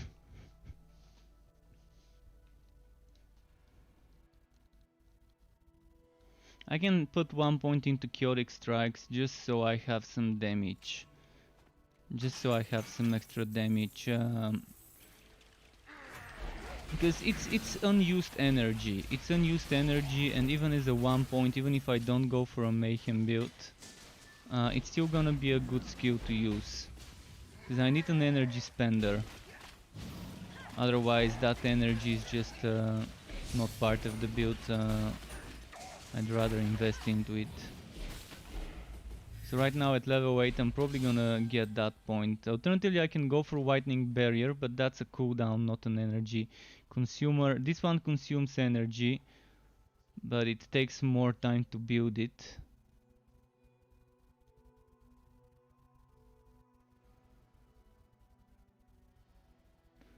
This one is at level 15. So now the question is, do I go for this or for that one? Maybe early levels this and then respec and go for that one, because I don't want to be doing a Mayhem build. It's just too easy and cheesy if I go all in on Chaotic Strikes and then use Egg of Mayhem.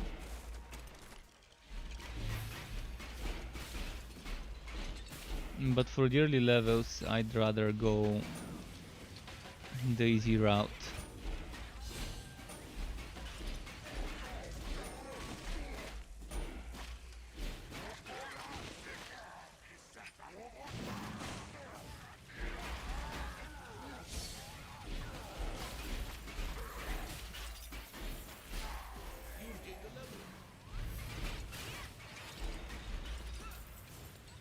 Okay.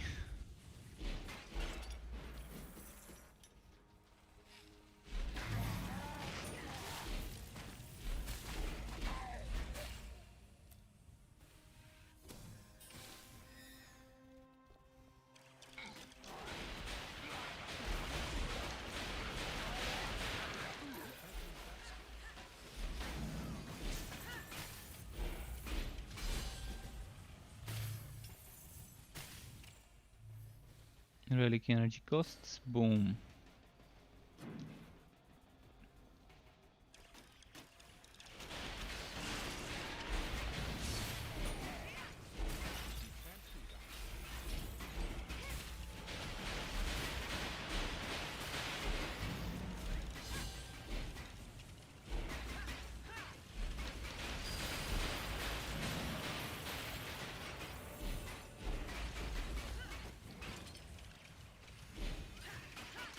Come on.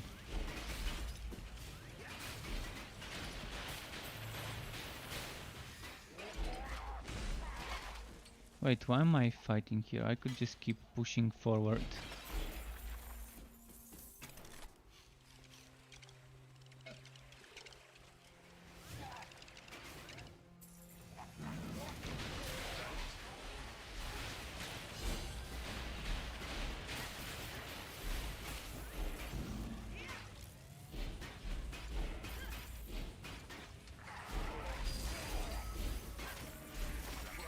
Right, I'm gonna save my energy for the boss fight because it's coming anytime now.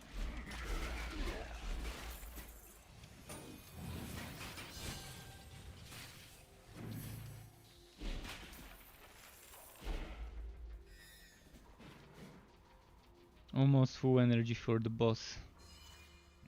Which boss is it?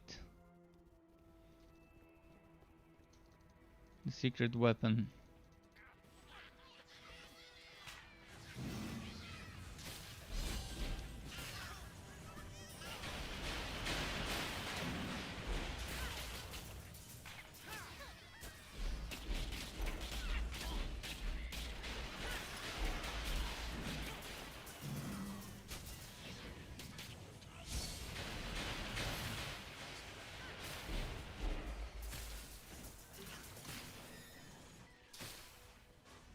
Why can't I use my potion? Okay, now I can.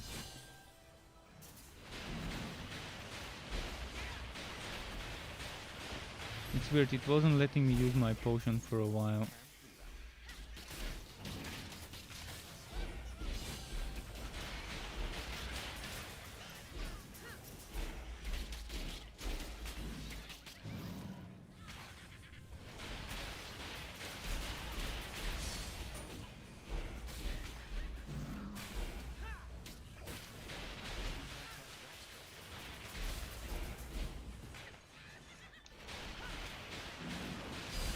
Alright, there we go. You have gained a quest. How much bonus damage does this give me? 11.2 with Unholy, 9.5 with Dark skills.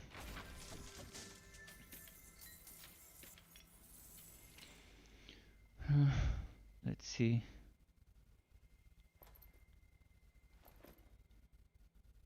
Not sure if you've noticed, but it's not dropping me. It's not dropping me any good electric stuff, electric damage stuff.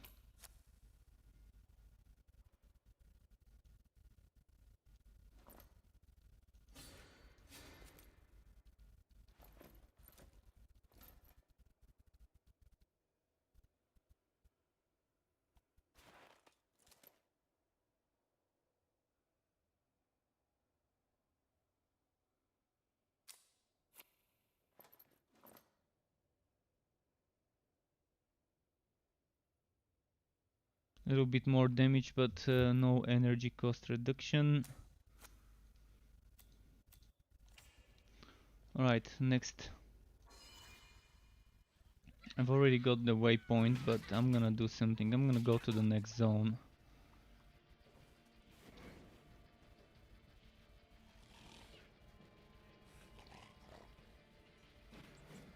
Oh. Fame.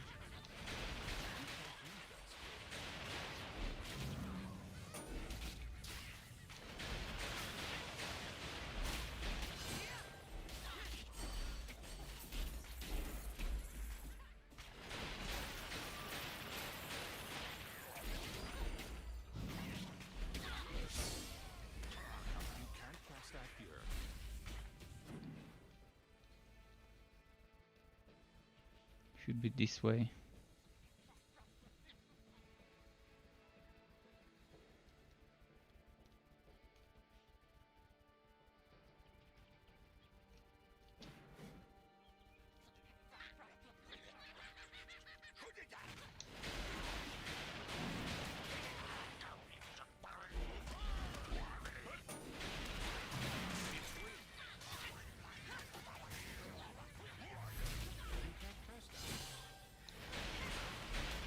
And Biona Codex says, why do you care about elemental damage type instead of the chance, such as poison chance, if bane, or electrode chance? Because I get 50% extra damage to... I'm gonna explain it, just let me kill those enemies and get to a safe point. You get 50% extra damage. So this is the passive. Every relic has a passive like it. This one gives you up to 50% bonus electric damage, which means if you have a weapon with 100 electric damage, it would become 150 electric damage flat. And it stacks with other percents, so if I have items that give me, for example, this is 5.5 physical, if that was 10% electric, I would have a total of 60% electric when that skill is maxed out, and then 100 would turn into 160.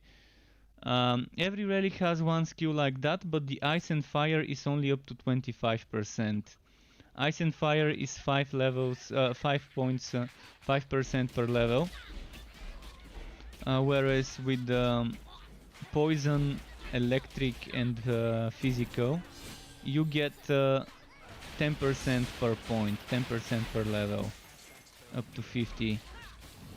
And that's why I care about electric. I don't really care about chance to shock right now. They definitely nerfed the things that were useful for shocking enemies. The maximum number of shock boats is now 4.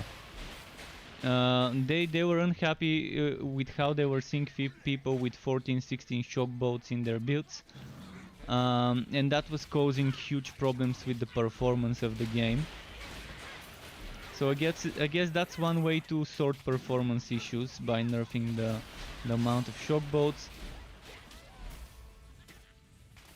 Yeah, with Spread of Death it's amazing. Definitely go for a poison weapon and Spread of Death. It's just a great skill. At first I didn't know that this damage applies to everything. I thought it was just Spread of Death damage. I thought, okay, 50% more damage to the projectiles. I don't care about it. But then I realized it's damage overall, damage to everything. It's like the percent damage you get from gear, the same. So yeah, definitely something worth it. And you're welcome. With this you get so much damage. I found myself on the test round playing with white weapons over blue, because the white weapon would give me 4000 and the blue would give me 5500 poison, and the white would still end up giving me 6000 with the bonus, because the blue weapon wouldn't give me poison but would give me fire. So let's say I have a 4000 poison and a 5500 fire, and I have 50% poison. I'm gonna go for the 4000 poison one. Just a moment, getting some tea. Gotta hydrate. But yeah, this really changes the way I look at gear and the way I save up items. When I'm leveling up heroes, I will be saving up some level 40, 50, 60 items with sockets and with specific elements matching, things like that.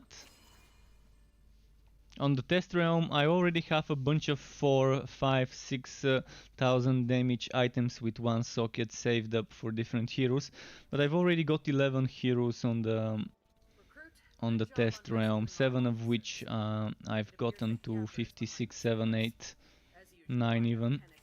And the other ones are just level 46, 47.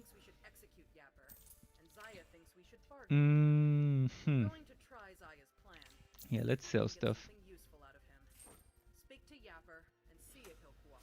Unholy Bolt level, don't mind if I do. See, this weapon I'm gonna use now probably. Although I don't think I'm gonna get that big of an increase, and I'm losing this item. But I'll test it, You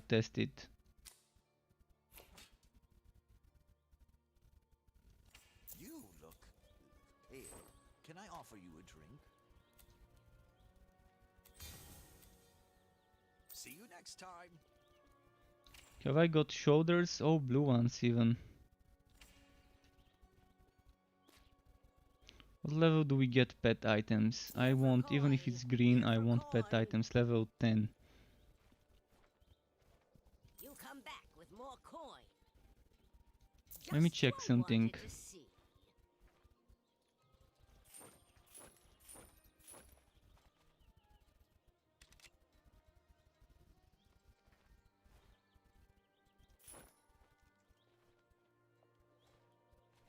So you can see now, look at my DPS. With this one from 15.9 it goes to 22. With this one that's 20, it's 24.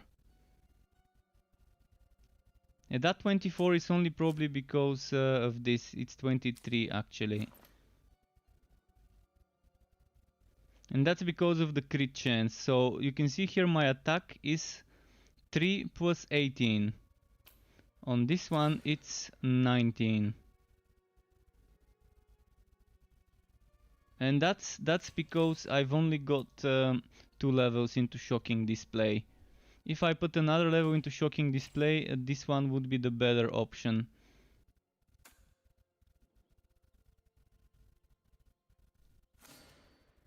So I'm gonna save this and I'm gonna sell the other one. Here for coin. Here for coin.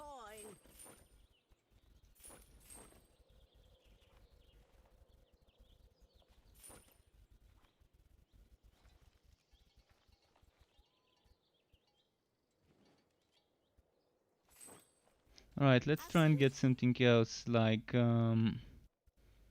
chest. If you have money, I got gear.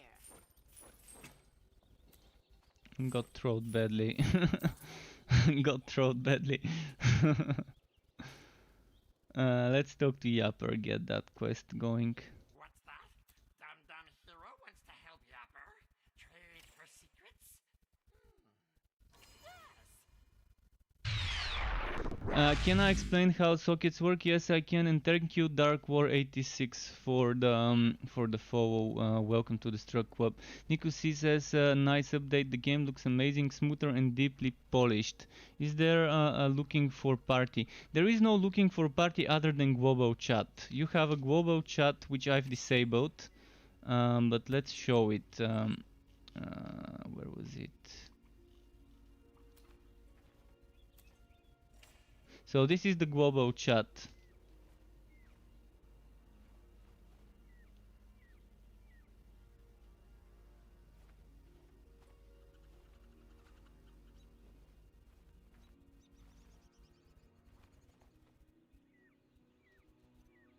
So yeah, global chat right now there's a bunch of people QQing, so I'm gonna disable that. It's just too distracting. But you can try and look for a group in the chat. Hopefully they would add more chat channels, like an LFG chat. And there's the official Discord. The official Discord. Is that the command? Let me check if that's the, or maybe it's TL. Oh, there we go. So that's the official Torchlight 3 Discord. Discord.gg/play Torchlight. I've already got 7 builds for the current version of the game. More will be coming. Eventually my plan would be to make 20, one for each class plus relic. So that's a 20 choices, and then after that I would be revisiting some class plus relic combos and taking a completely different approach. For example, one could be a Bane Summoner Realm Master, the other one could be a Bane Venomous Maw spamming Mayhem Realm Master setup with Egg of Mayhem. So that's two completely different versions. One could be a train based summoner, the other one could be a slammer based Mayhem setup. Just to give you ideas how one class and relic could be completely different in both the way you use the relic and the way you use the class, and give you a complete 180 on the combination. So right now I would say the different variety of builds is probably around 80 to 100 if you take the different ways you can build a class, focusing on one skill tree or another skill tree, or on the relic skill tree, going for the active attack, or for the activation, or for the passives. There's definitely some variety. The game still needs some polishing. It's still rough around the edges. It might look deeply polished to you, and yeah, probably, but I've played it since alpha, and I can spot little things, bugs and broken skills and things that are not behaving the way they should. But it's early access. Early access is not supposed to be completely polished. It's exactly the phase where they need player feedback to make the game better in the final stretch, in the final few months of development. I mean, some games spend years in early access. Perfect example, Wolsen, and then they release a game with so much stuff that never got tested during early access, which Wolsen really made a mistake. Hopefully Torchlight 3 doesn't make Wolsen's mistake in releasing untested content. I mean, they already gave us public test servers, so even before they patch with an update like this one, you can still play it on the test server. I've already had a couple of weeks of playing and testing this. Actually, I've had more time because I have access to a private test server that gets updated before the public, but I can't stream until the public test server gets the updates from that other server. So the thing is, they really care about the player base and what they think about the game. The devs really are changing the game based on player feedback, not based on a whim. So what you're seeing right now has all been thanks to player feedback. If there wasn't player feedback, we would still probably have a skill system where you had to kill enemies and they would drop skill points, and then you would use those skill points to buy skills. That was the system 1 year and a few months ago for the skills. Then they went for a Diablo 2 style skill tree system, which also felt restrictive, because you had to invest into certain skills you ended up not using, only because other skills required you to invest into those. And they changed it again based on player feedback. The Relic system already received multiple changes.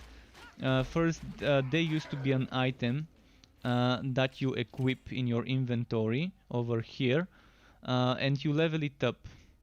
It used to go to max level 50 per frontier, and the relic could go up to level 50 as well, based on the frontier, and you had some. It just had one thing about it. Then they made a system with the relics where they became relic items. Relic weapons, they became relic weapons, I guess, or items that you can use. And they added new relics, they added 2 new ones, and then eventually they added new skills to those, and now it's this thing that it's turning into a subclass. So that's just a little bit of history lesson in in Torchlight, in Torchlight Frontiers / Torchlight 3, just so you can have an idea of how things used to be before and why they needed to change. And your question, just a moment, I can't explain how sockets work because they changed the socketing system to a level 60 system. But I'm gonna try and explain it. And hello, Xiu Sensei. So basically, when you kill enemies, you have a chance to find a socketed item, and on that socketed item, you go to the enchanting altar, and based on what recipes you've unlocked, you can put different affixes. You can't select the affix, but you can select between a set of affixes. For example, I can select poison chance, crit chance versus poison, extra fat poison damage, or extra other poison related stuff as one socket. Like, I'm gonna go to the Enchanter, I'm gonna click on that name of the recipe, which is called Tainted, and when I click on Tainted, I will have a chance, when I enchant this socket with an affix, to either get flat poison, chance to poison, crit chance versus poison targets, and other poison related things. And every element has something like this, but the fire and cold are together right now. And yes, fire relic is 25%, ice is 25%. Fire and ice are kind of different. They only have 25%. But the fire activation, the Sword Smash skill, is super strong. Sword Smash is so strong that if it had 50% extra bonus fire damage, it might have felt overpowered. So yeah, probably worth noting that.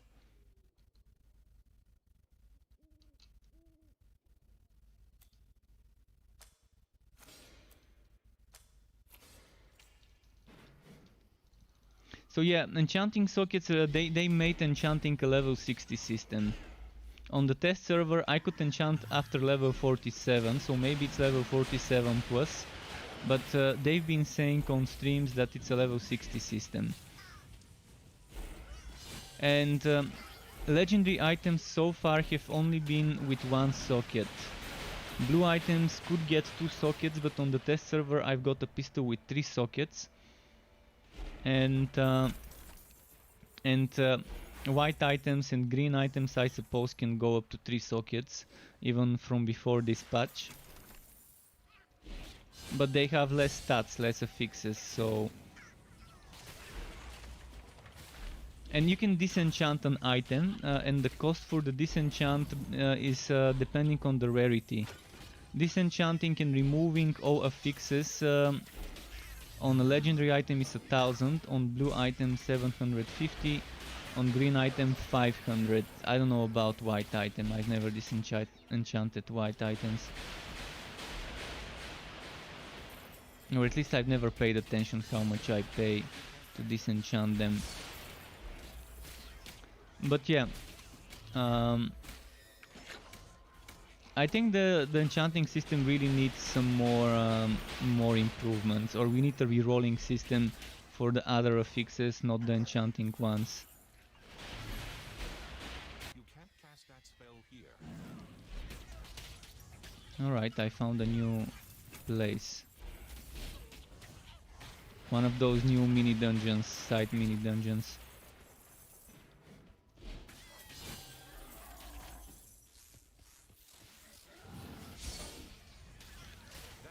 That's another new thing, those mini zones.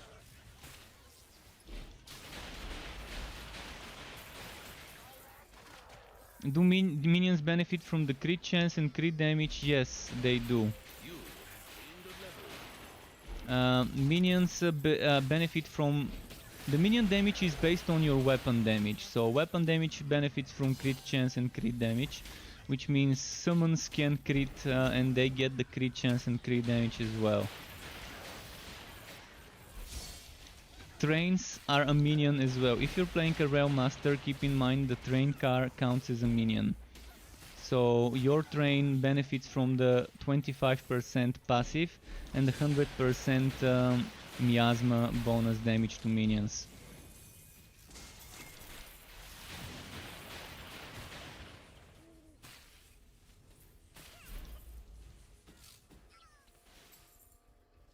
What do you mean when you see the relic whitening passive 10%, 100? What?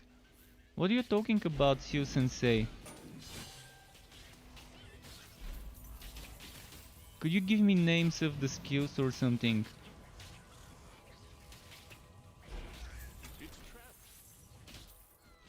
Whitening, poison and bleeding get 50% from the passive. 50% from the passive. Oh, you mean the Thunder Strike? Yeah, the Thunder Strike is stronger. The Thunder Strike is stronger and Firestorm feels weak.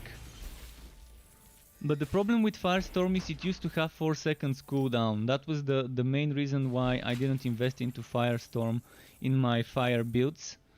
Because, well, it feels bad. It feels bad because it has 4 second cooldown and it only has 40% weapon damage with a 10% chance. Whereas with Thunder Strikes you get 10% chance to get 100% weapon damage without a cooldown.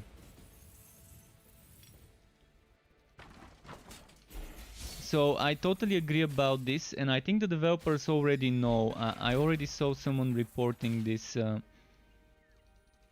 I think it's broken. Already 3 weeks ago I saw people talking about this to the developers, so they probably know about it. I don't think it's an intentional change. I think it's a bug that they let slip out. I assumed it would be fixed before they let everyone play the update. I guess it wasn't high on the priority list. So just avoid using Firestorm. Keep in mind you're playing early access, so don't expect everything to be working properly. There's gonna be bugs and glitches. For example, Snowstorm, which is one of the ice skills, was doing 1 damage, and it wasn't giving you 25% increased damage from the buff, which was the reason why I didn't invest into Snowstorm on my code build on my mage when I made it.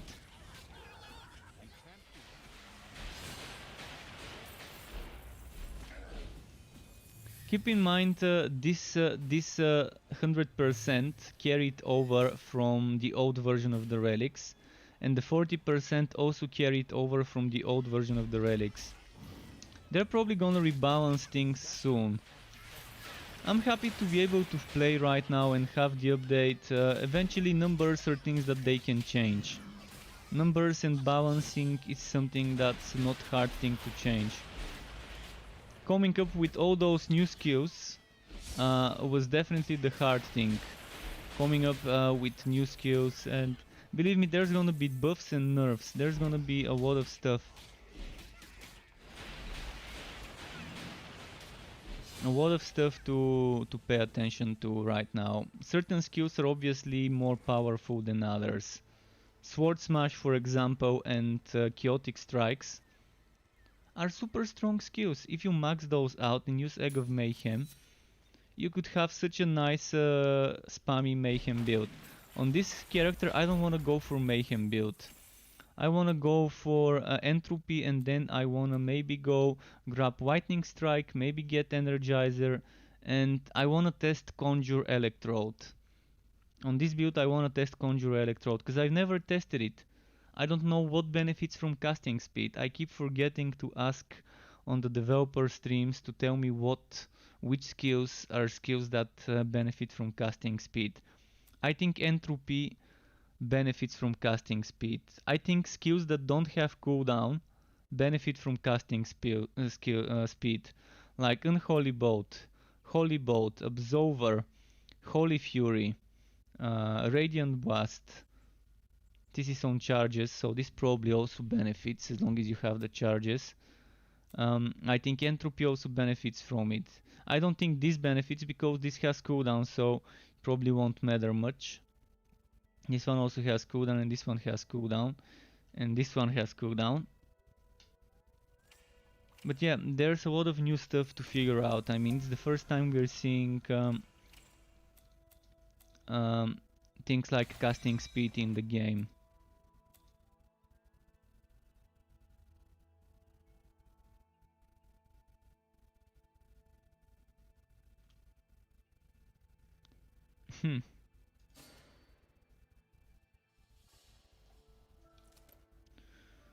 Alright, a lot of fire defense. I'm liking this.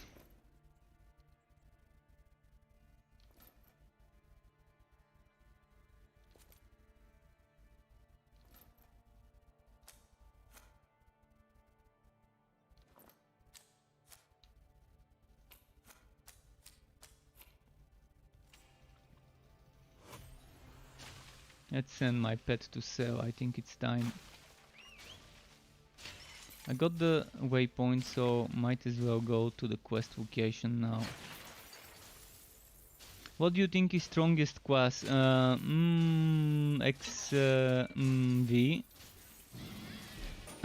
I can't tell you. I haven't played all of them. One of my viewers yesterday told me that Bane Train Rail Master is super strong if you focus on getting 3 train cars. So let's say you go for a train-based Rail Master with the Bane, and you get Flamethrower car, you get Shocking rounds, you get Shotgun blast, and then you use Miasma. You spam Miasma and you get the passive skill for 25 million damage, and you focus on getting Spread of Death for 50% poison damage, and then you just spam Miasma and let the train kill stuff, and enjoy watching your train wreck stuff. And of course you're gonna have other summons like spiders and stuff, which is not my train build. My Bane train build was a build that was focusing on Ancestral Spirits. And the Ancestral Spirits from Flying Pigs, and the ones from the Ghost Train, that's what you would see on my build. But if you want a more meta build, just don't take Ghost Train, don't take Flying Pigs, and just get 3 train cars. And then it's probably gonna be super strong right now. Challenge monster level can become lower by doing map works. Yes. You can do map works if you're falling behind.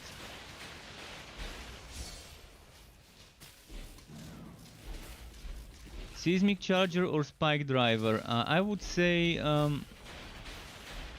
those are old builds. Those are old builds, and I haven't reworked them. I do have some sort of a rework of the seismic of the spike driver. Some sort of a rework of the spike driver with Electrode, which is super strong, but it's a Mayhem build, and you can try and do that slammer. If you want a train build, you might want to go for Bane. Honestly, the Bane train is right now probably the strongest lazy build. If you want a lazy build where you're just walking around and things are dying from your train and from your summons, the Bane train build is fine, but as I said, my Bane train build is not the meta build I was talking about. On my build I invested into Flying Pigs and into Ghost Train, but ideally you would be using 3 different train cars instead of using those skills.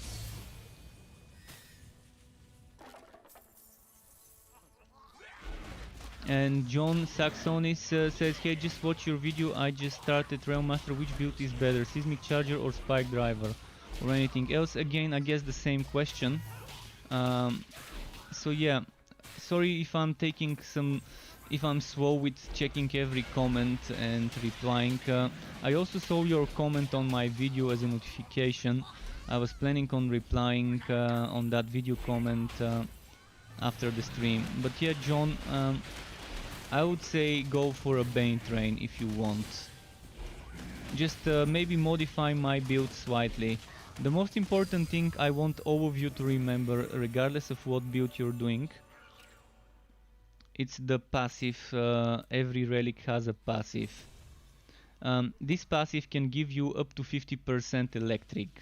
You can get on the Blood Drinker 50% physical, and on the poison one, on the Bane, you can get 50% poison from Spread of Death. On the Flaming Destroyer and Cold Heart you can get 25%. This means if you have a weapon with 100 fire damage, like if this one instead of 18.9 poison was 100 fire, and then I put that weapon and it shows me 100 fire here. If I get the 5 points into the passive, it would start showing me 150 fire. And this is huge boost because you can get flat fire or whatever element, flat damage on the weapon. You can get it on an offhand, as you can see. You can get it on armors, on legs, and on boots I think you can get percent, like this one. And someone just subscribed to my YouTube, V Saxon, thank you very much. I think, oh no, that's a follow, I need to change the sounds. Thank you for the follow, V Saxon. Welcome very much to the Struck Club. Appreciate this. I do need to change the sound for Twitch follows and YouTube subscriptions to be slightly different though. It's the same sound. I have an idea. There's one line from anime called Dorohedoro where there's that character who says shocking and I want this shocking as a notification for some of my stream related events.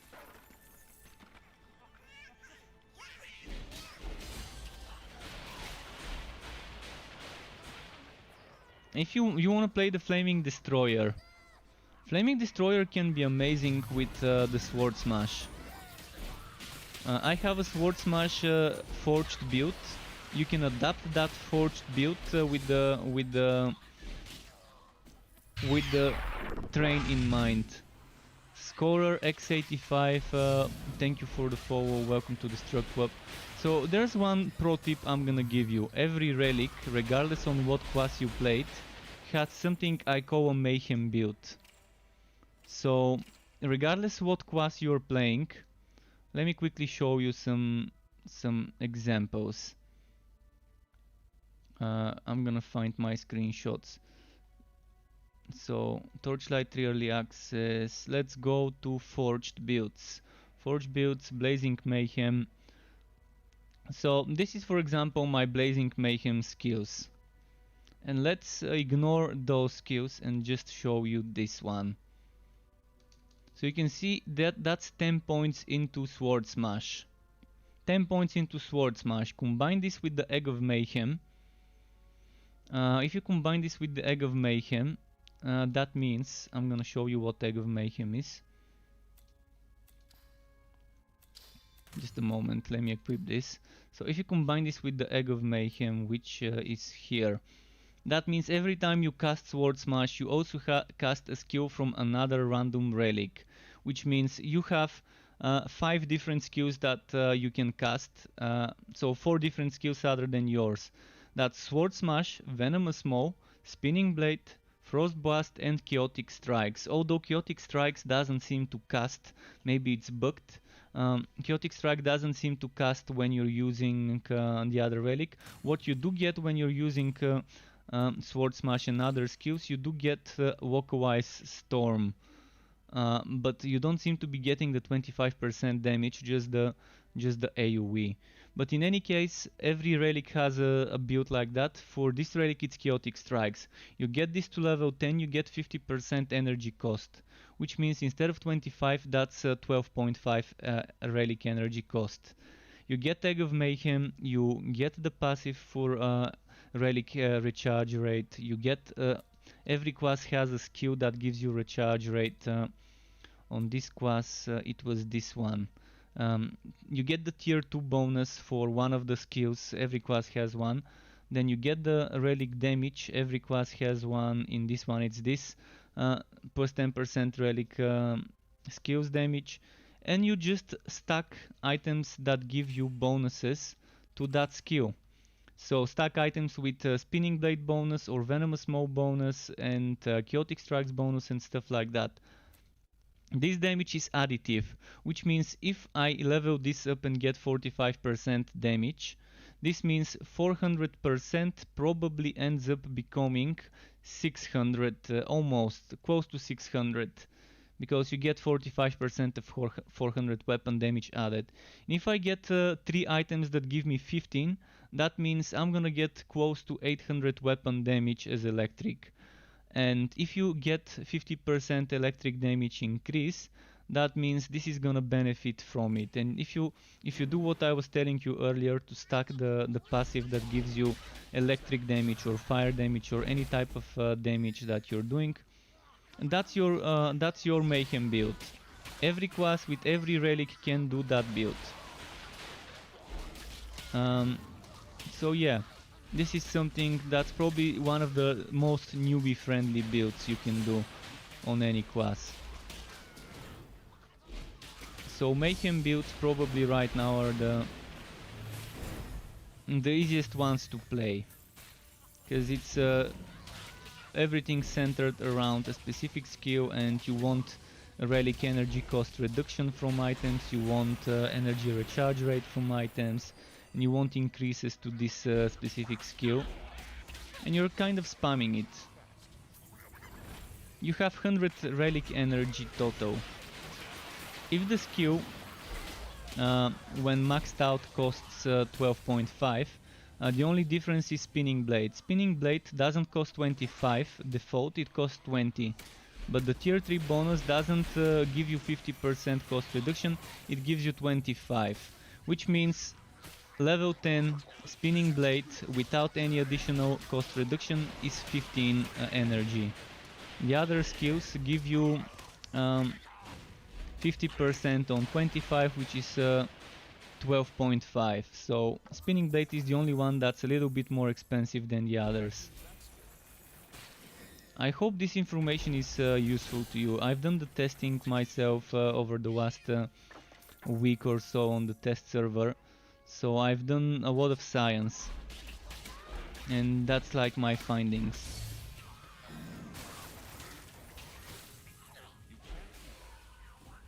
As for 65% damage to your pet is only the pet, only this pet here. Pet damage is not minion damage. So keep that in mind. Every hero has this extra bonus damage to your pet, but it definitely is only to your pet.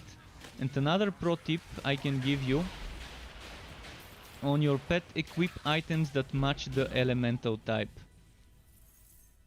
Yeah, a random black guy, I answered this, although there's probably a delay. So yeah, keep in mind pets benefit from this bonus here. This bonus. So if your pet is equipped with electric damage and you have 50% electric damage from shocking display, let's say my pet tag gives me 100, that's gonna be again 150. So pet damage is not minion damage, but you have a lot of things that can kind of force you into getting the pet to be part of the build. I still think they need more pet items for weirder builds and more pet skills. Pets right now feel underwhelming, but with this thing, with this passive, pets become stronger. Just like you, the pets benefit from the passive bonus.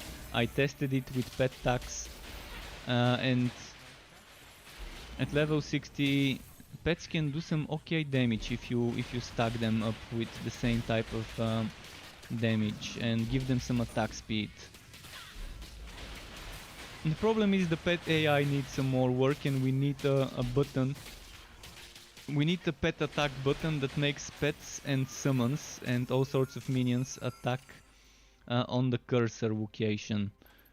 And we need pet stances: defensive stance, offensive stance, and a neutral.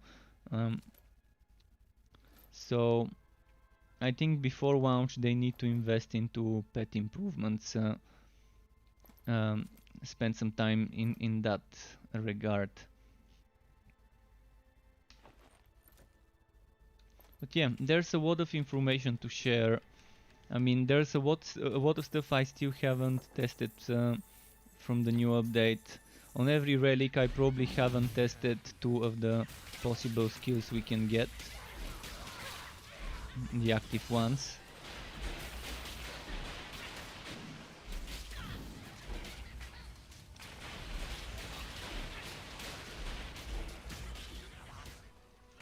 You're welcome, Youth, you're welcome. Keep those questions coming, cause maybe someone else might be wondering about certain things.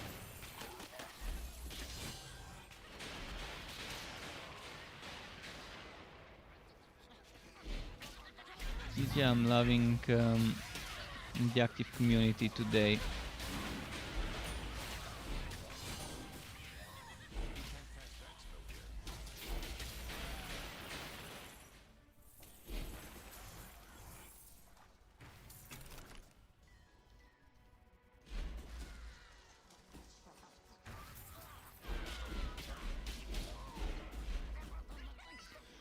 Alright, let's see.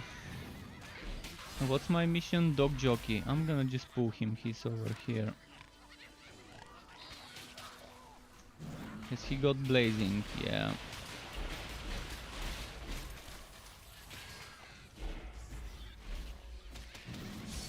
I think investing at least 1 point into the Mayhem skill, as I like to call those skills, in my case Chaotic Strikes, is definitely a great thing when leveling up. Even if you just want to keep it as a 1-pointer and not make a build around it, while leveling it's gonna be a great additional extra DPS. You get it at level 5, so it's nice to have it.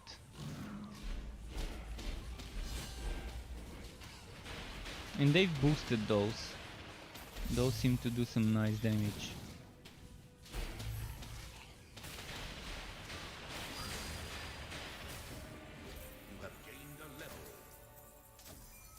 Celestial Boots, amazing. I really needed Celestial Boots. Oh, and it's chance to evade, so that's gonna scale well with higher levels. So only the fire defense I would be losing. Alright. Already 2 legendaries at level 10. I've been streaming for 2 hours 41 minutes. Not so bad.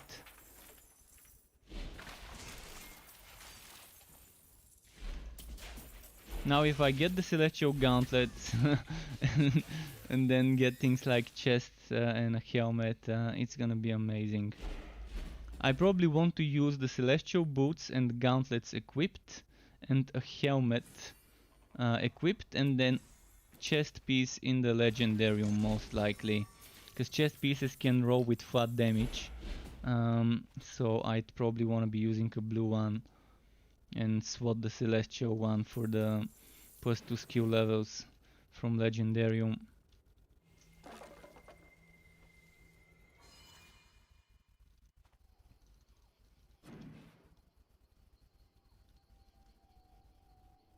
Okay, I will keep the builds coming, although for the next 2 days I probably won't be making a build video. But at least the 7 I've got hopefully help you. I'm gonna be making patch notes overview, like a highlight of the patch notes, personal highlight of what I like from those patches and think is important to mention. If it ends up being too long, I'm probably gonna split it into 2 videos, one for each part of the patch notes. And Nikki Cho, not Echo, sorry. Nikki Cho, welcome to the Struck Club. Thank you for the follow to you as well. And on the next day, if I have time, I'm gonna make a build video for this one if it's leveled up.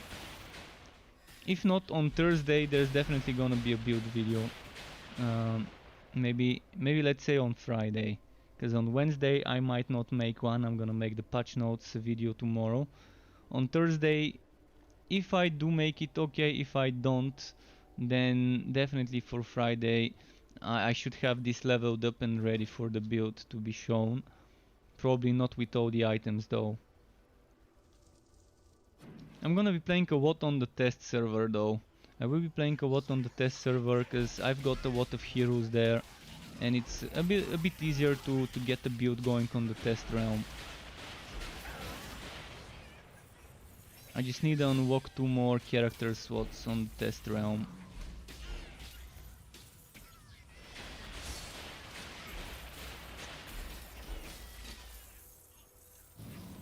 Because I'm already at the limit, 11 out of 11. But I can get 13 out of 13 with completing some contracts.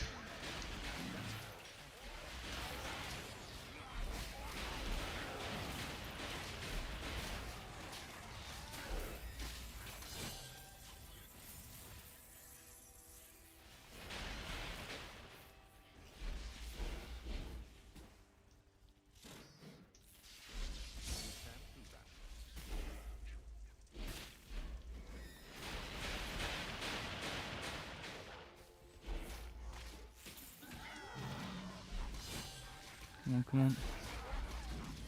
Wait, why am I fighting here? I need to go to the Moss Rat then. You can't cast that spell here. And where was that? I think I know. I think it's this way. Did I take the waypoint? I think I took it earlier.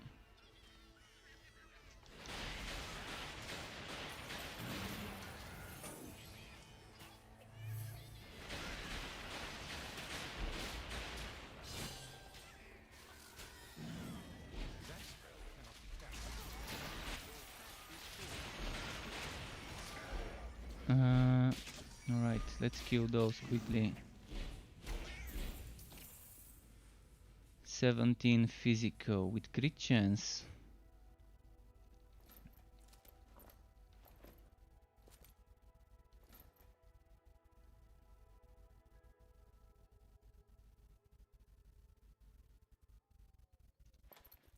No longer need the physical percent.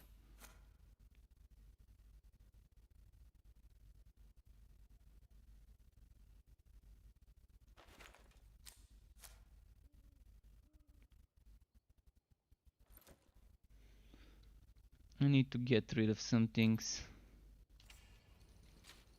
Pet go sell. I need to go to my fort very soon. Let's go to the Moss Rat then first, and after that probably, before moving on to the next major zone. After that I can probably go to my fort quickly to salvage some of the blue stuff for materials.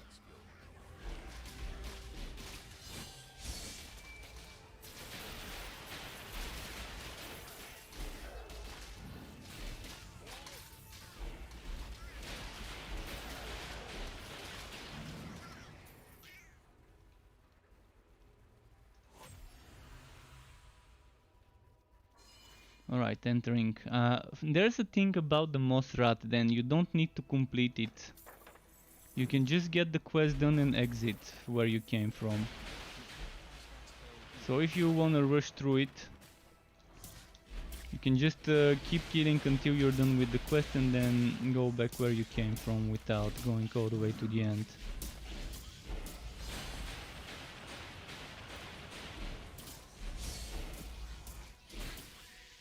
You can't use that skill. Let's group them up.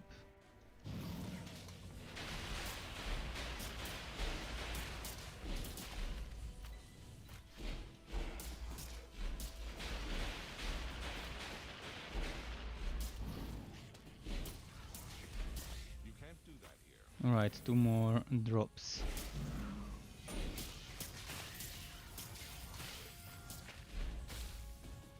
One more drop.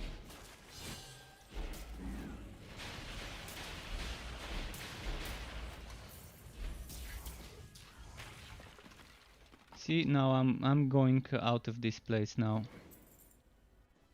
I don't need to stay here anymore. There's a mini boss, like a champion or whatever it's called at the end. Your pet has returned. Big rat. I'm gonna go to the Watcher's ticket.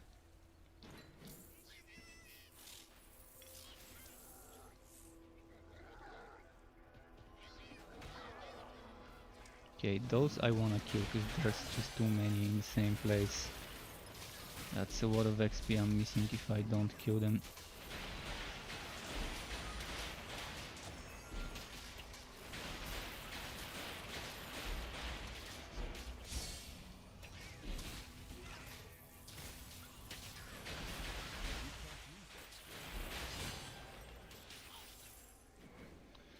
Okay, killed enough, got some XP here.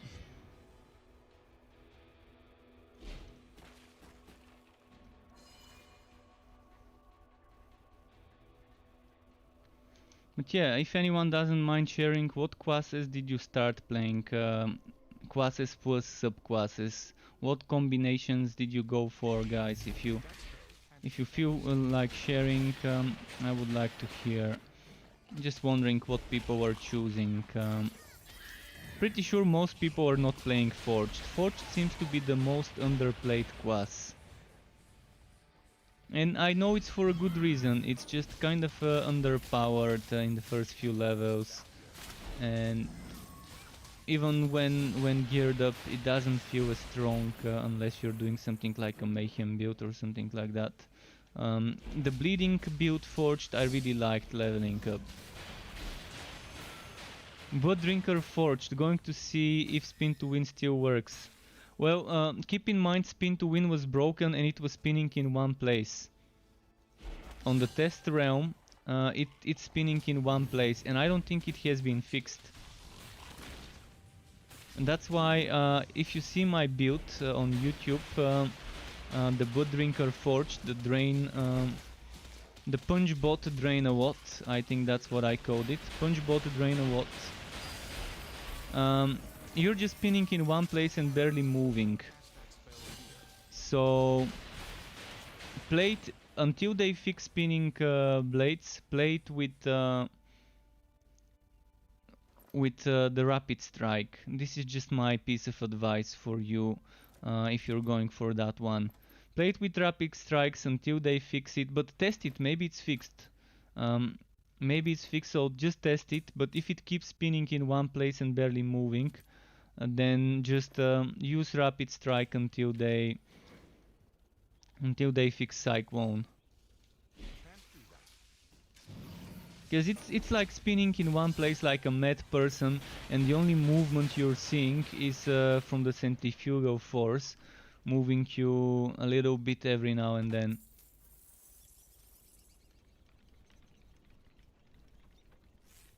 Oh, I can try and show you what I mean, but I have to change servers. But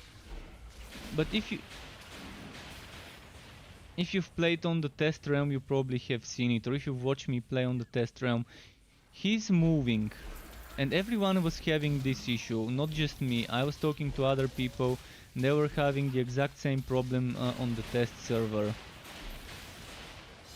He's moving, but not really, because the wheels, it's as if he put brakes on the wheels, and the only movement is from the centrifugal force of spinning, moving him a little bit. Like, he's here in 1 second and a half of spinning. Shit. So he's over here, and after 1 second, 1 second and a half of moving, he's gonna be here. Then another second and a half, he's gonna be here, and that's just you can see that the wheels are not rotating at the locomotion. They're just on brake mode compared to when he's moving. And I hope this is not an intended behavior, because cyclone mode is just not gonna feel worth using if that's how much he can move.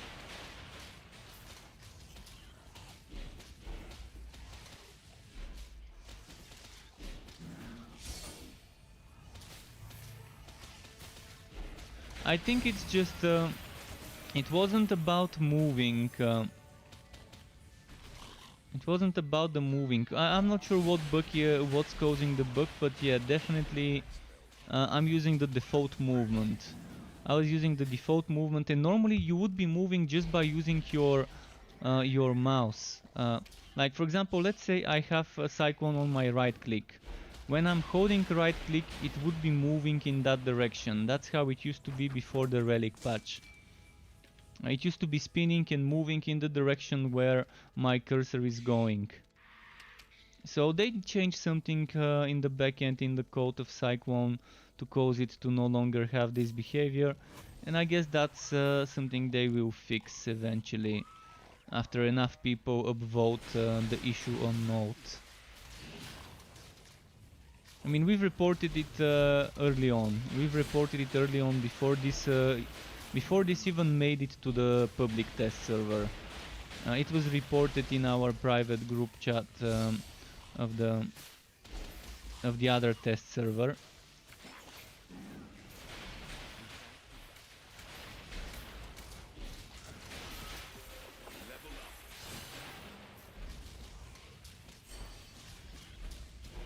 But yeah, there's definitely some improvements. Every class can become stronger with those passives, with the 50 or 25% extra damage, and every class has a super strong Mayhem skill, if you want to go for such a build, for a Mayhem build.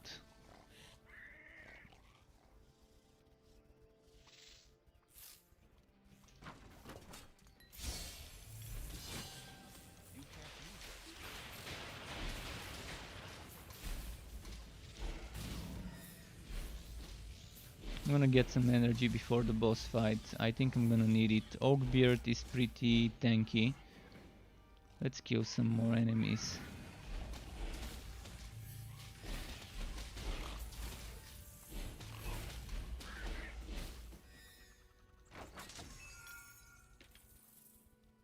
Consecration and this thing on a poison summoner build would be pretty nice, because you can get a lot more damage when you have summons in the circle. Summons count as allies, and you can get up to like 75% extra damage when you have summons in the consecration circle. I'm wondering if I would put it in my summoner build, even if it's just 1 point there. When I do make a Nethermancer summoner build, it's gonna be tough. Nethermancer summoner, first I'm gonna need 8 points, 4 points here, then 4 points here, then I'm gonna need at least maybe 8 points here, and then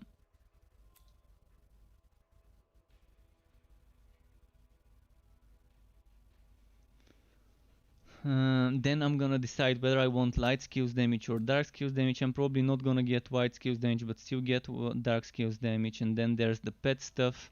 Even if I don't take Entropy and make it Unholy Bolt Bane build with the Spirit Well, I'm probably gonna have to get this one for extra damage on a Bane Nethermancer summoner.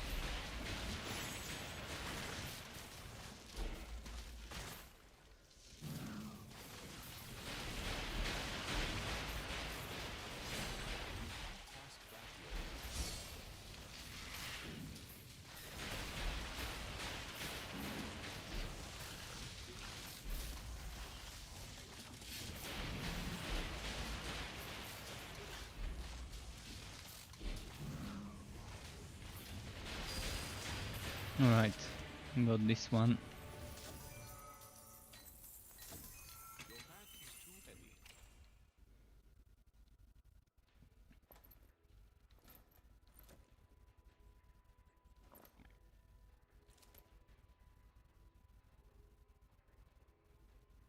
Seriously considering using this. But it's only 9.9 damage.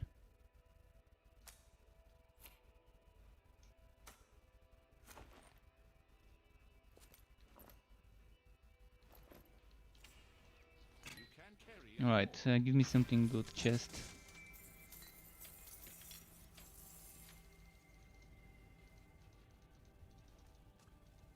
Oh, that's a bug.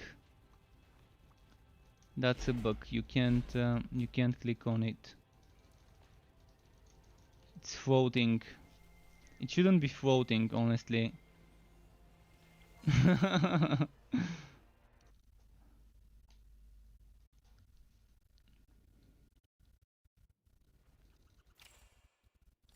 Did I have some skill points to spend? Yes. Right now I'm going for tier 2 shadow step for the mana regeneration.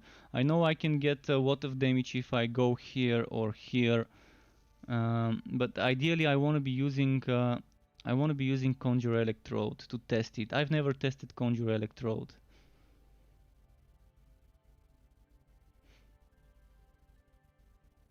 I'm gonna test this though. I've never tested this as well. So 1 point here, and then let's do this here and this here. What does this skill do?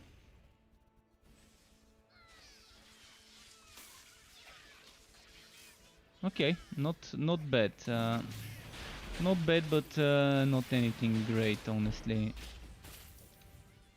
So let's go to the next zone and then teleport to my fort.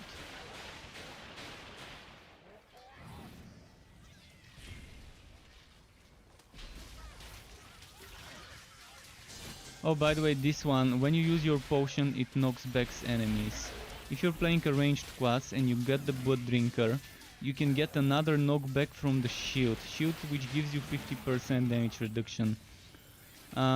If you want an interesting build, I would suggest Mage or Sharpshooter with Blood Drinker. I just uploaded today such a build for the Sharpshooter. It can be adapted for Dusk Mage. Draining and what's it called? And Living Barrier. Living Barrier is basically 50% damage reduction. And since Sharpshooters and Mages are squishy, Cast that spell here. this really helps. This really helps, and Drain is amazing because you heal so much. Living Barrier also heals you and knocks back enemies with the tier 1 bonus. So you can stack the knockback of Living Barrier with the knockback of when you're drinking potions, the healing from Drain with the healing from Living Barrier, with the healing from Blood Seekers. It's nice.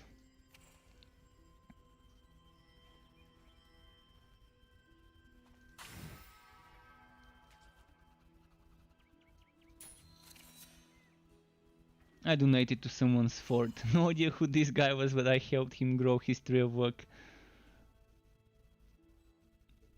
You can go to other people's forts and give stuff to their monuments to help them grow. You can give to their tree of work. You can give them. You can feed them items. Which reminds me, let's put my tree of work closer to the entrance so people can feed it if they want the wood buff.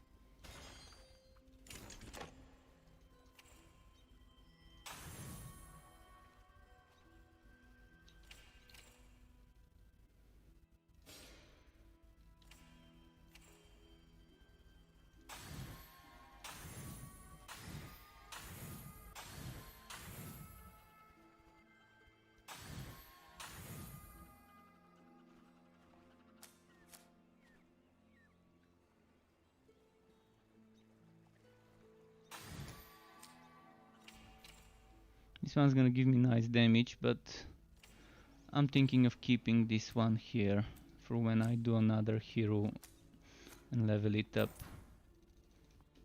Alright, pet, go sell.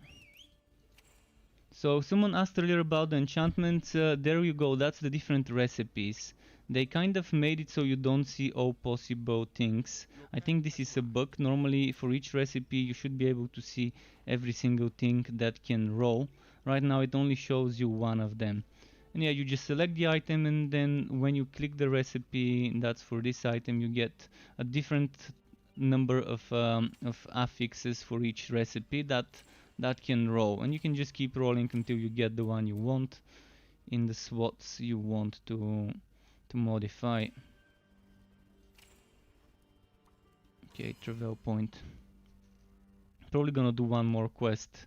It's 19 minutes past midnight here, so yeah. I normally stream until half past midnight or somewhere around that time. You have completed a quest. Serve at the pleasure of the Emperor. You have gained a quest. You can't Like cast Gob that Dunk. here.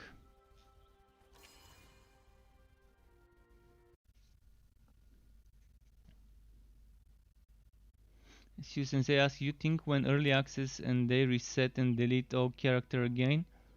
Oh yeah, that's definitely something that we know will happen. When early access ends and they launch the game, they will be wiping the heroes. That's if that's what you're asking about. I mean, there's nothing to think about. We know it's happening. We know when early access ends, there's gonna be a wipe. But that's pretty standard. Most games wipe at early access. Wilson wiped. Last Epoch will wipe when its early access ends. It's pretty standard procedure when you're doing early access before the launch to wipe. Unless you're an MMO and you're doing like an open beta, but sometimes even MMOs have wiped after open betas on launch days.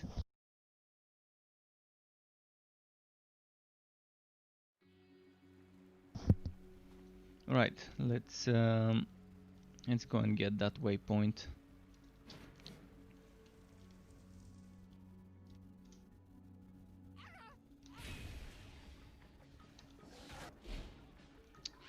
The soggy bottom, alright.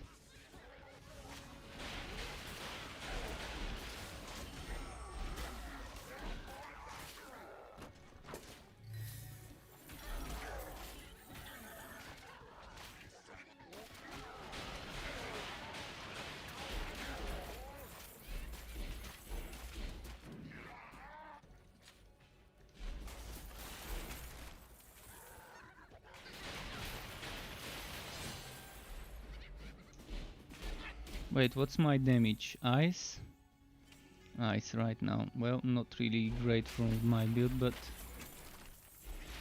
it's something. So that's something new, by the way, them adding those little side areas.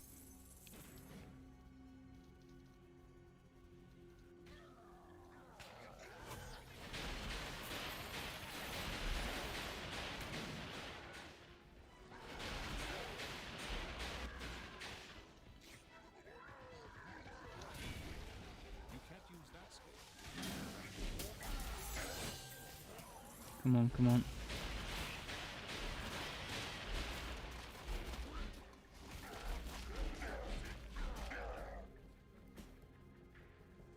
I wanna get the waypoint, and I think it's this way.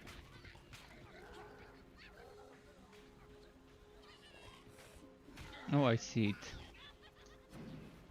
And I can't teleport there.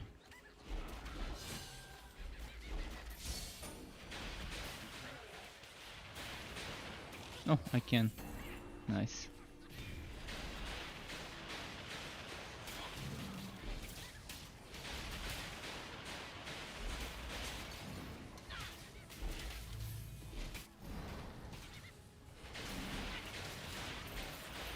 You can't cast that here.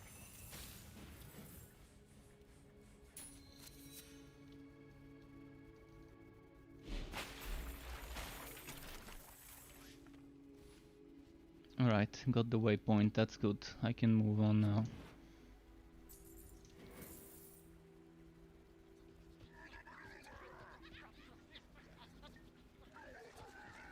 Let's group them up.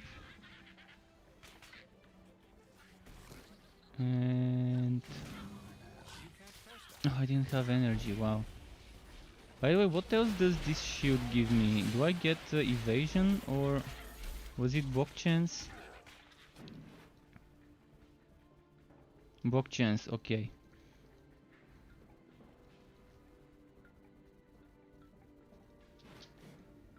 Oh, I shouldn't go here, I need to go to hidden foes.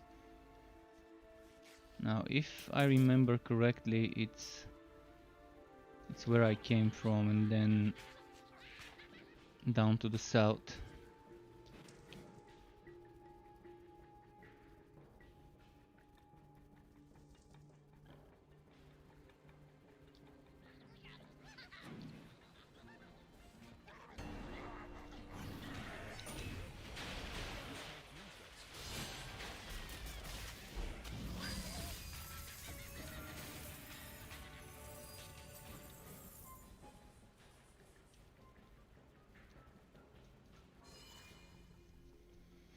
Come on.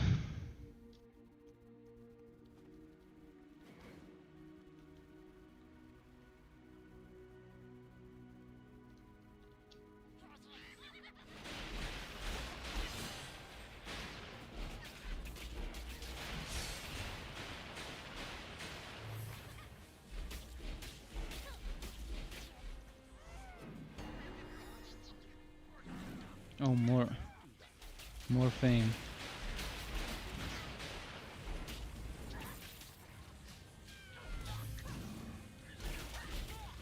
If you're wondering why I'm staying this close to them, it's because this with the unique legendary I'm wearing does damage to them, and you don't cast it on the cursor, unfortunately. You cast it around you, so I have to be close to them. Oh, we got a pet item now.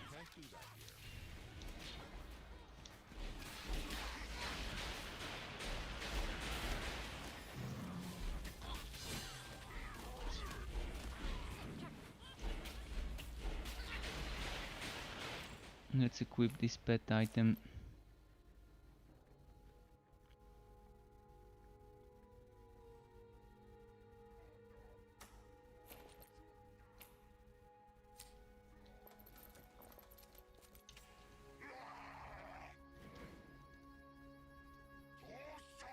Wondering if I can teleport down there. There we go.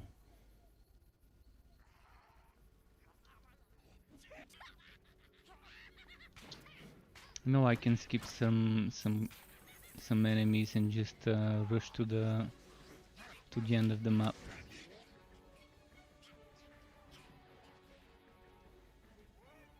Well, this one's worth stopping for though.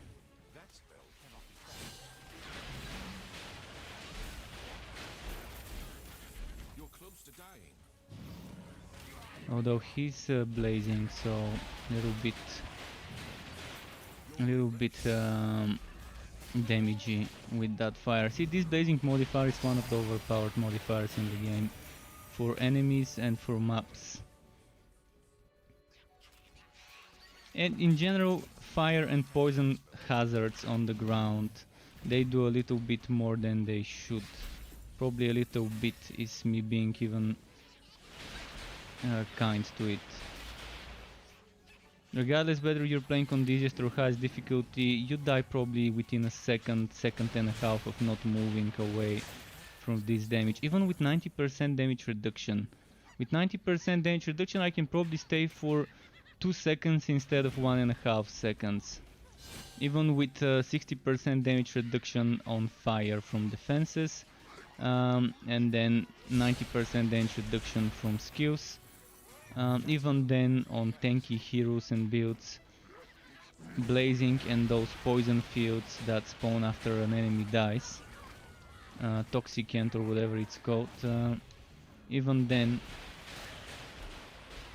you die super quickly unless you move immediately.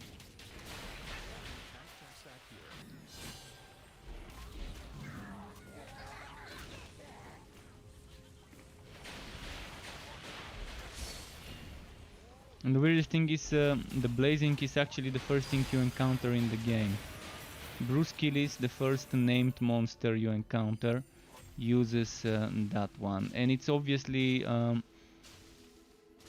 fight that feels unnecessarily difficult as a first encounter due to the blazing taking so much damage. That on a melee hero, it's a painful boss to do on a melee hero.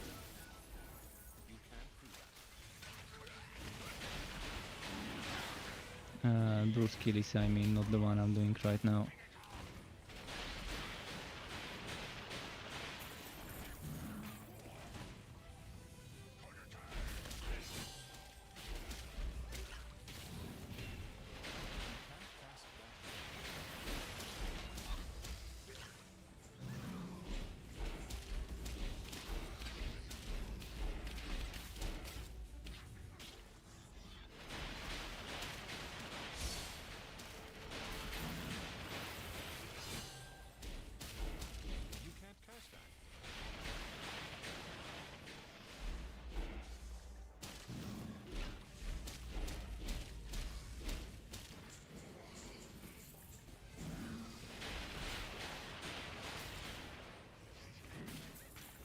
This one's taking a while to die.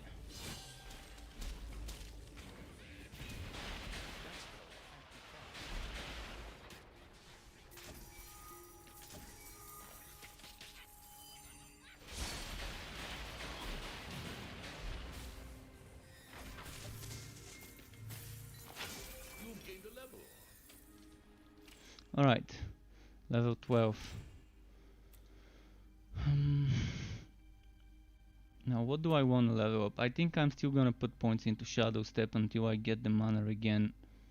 Entropy is gonna need that mana again, since I'm going for an entropy build, like a proc monster kind of setup.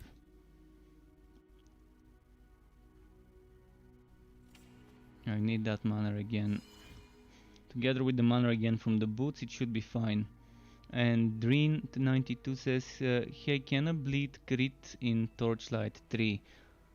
I think damage over time can crit, but I can't confirm it for you. I've never paid attention, but I'm assuming it's something that can crit as well. You might have to ask someone who is more into that type of science, or maybe a developer, but I think it can. I mean, I can try it. I'm poisoning the enemies right now. No, actually it's not me poisoning them. It's my consecration. It's probably not something that's hard to try though. I mean, if you get enough crit chance and an item that does damage over time, like this poison item, I'm gonna test it quickly. I'm gonna put my pet to the town and let's test it. I need to poison it quickly.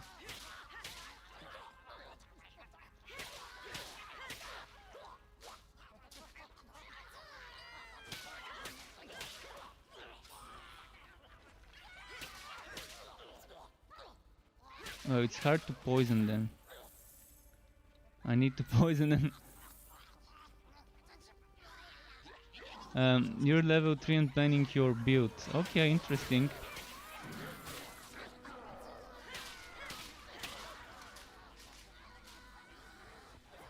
So far I'm not seeing any crits on my poisons.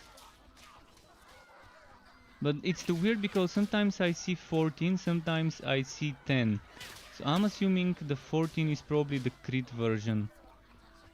But it's not saying critical. 14, 10, see? I think it's a crit. It's not saying critical, but I think it is.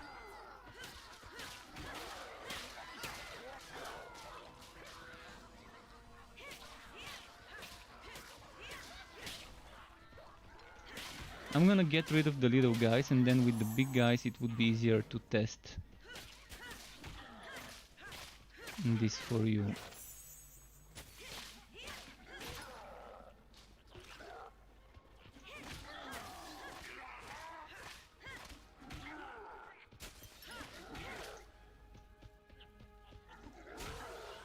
But it's gonna... It goes up to 300%. Crit damage can go up to 300%. My crit damage right now is 187%.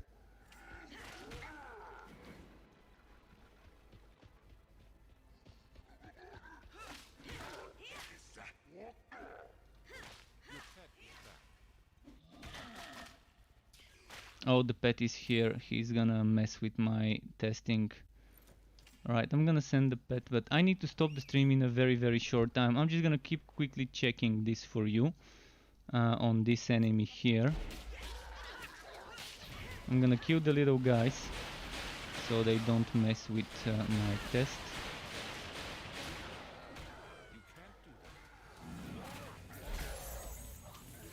But yeah, I think it can crit, but I don't know, it's hard to tell. It's hard to tell whether it really crits or not.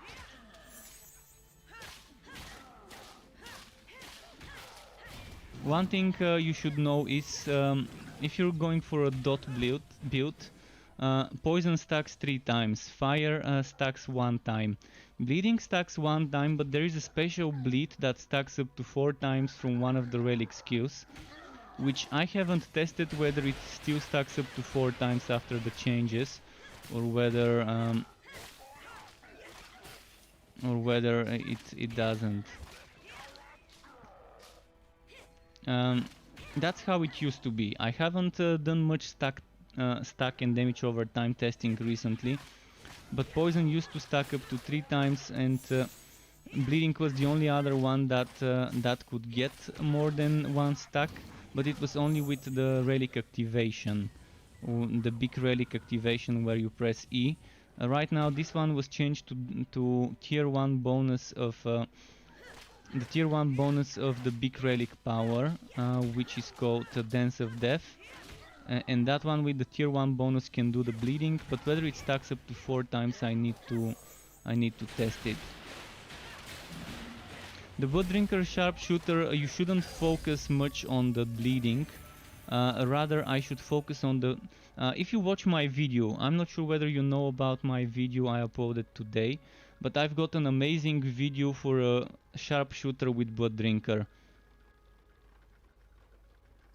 You can check it here on the website. There's the text build, and then the video is embedded if you want to watch it as well.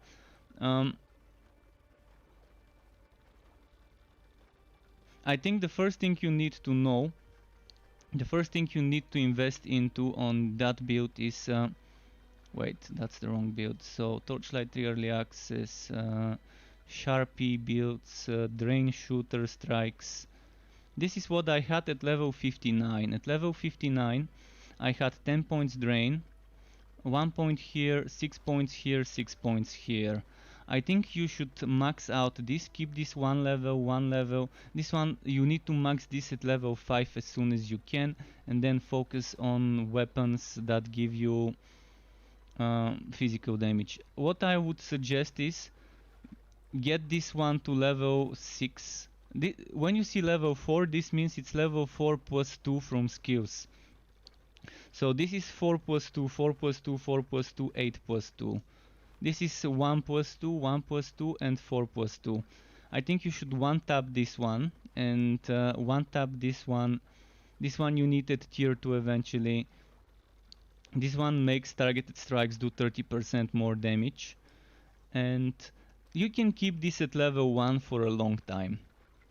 You can probably get this later at the last levels. You could probably get this later at the last levels, and you probably could get this at the last levels. So I would suggest keep targeted strikes at 1 point. Get this at 1 point, get this at 1 point, and then 1 point here. I would suggest this one maybe 1 point, and then save the points for drain and for bloody chalices. When you unlock this, you would really want to get it. So maybe stop putting points into this and this, and get this at level 20 to max it out. I would suggest saving some points. But yeah, for that build, I think the last points I spent were here. So the last 5 points I put into this. And there's different ways to do it. One way is this, another way, another way, another way. So you can see I'm not changing those points here. Those are my skeleton. But here I've got some wiggle room to do. So hopefully this helps you. I think I'm probably gonna end it now. It's getting late. It's 38 past midnight. So I gotta stop streaming. But thanks everyone for tuning in. Struck up. Keep it cool. Until next time. Tomorrow I'm gonna upload an overview of the patch as a video. Maybe 2 videos. If it's too long, I'm gonna split it into 2 separate ones. Keep it cool. Until next time, and goodbye.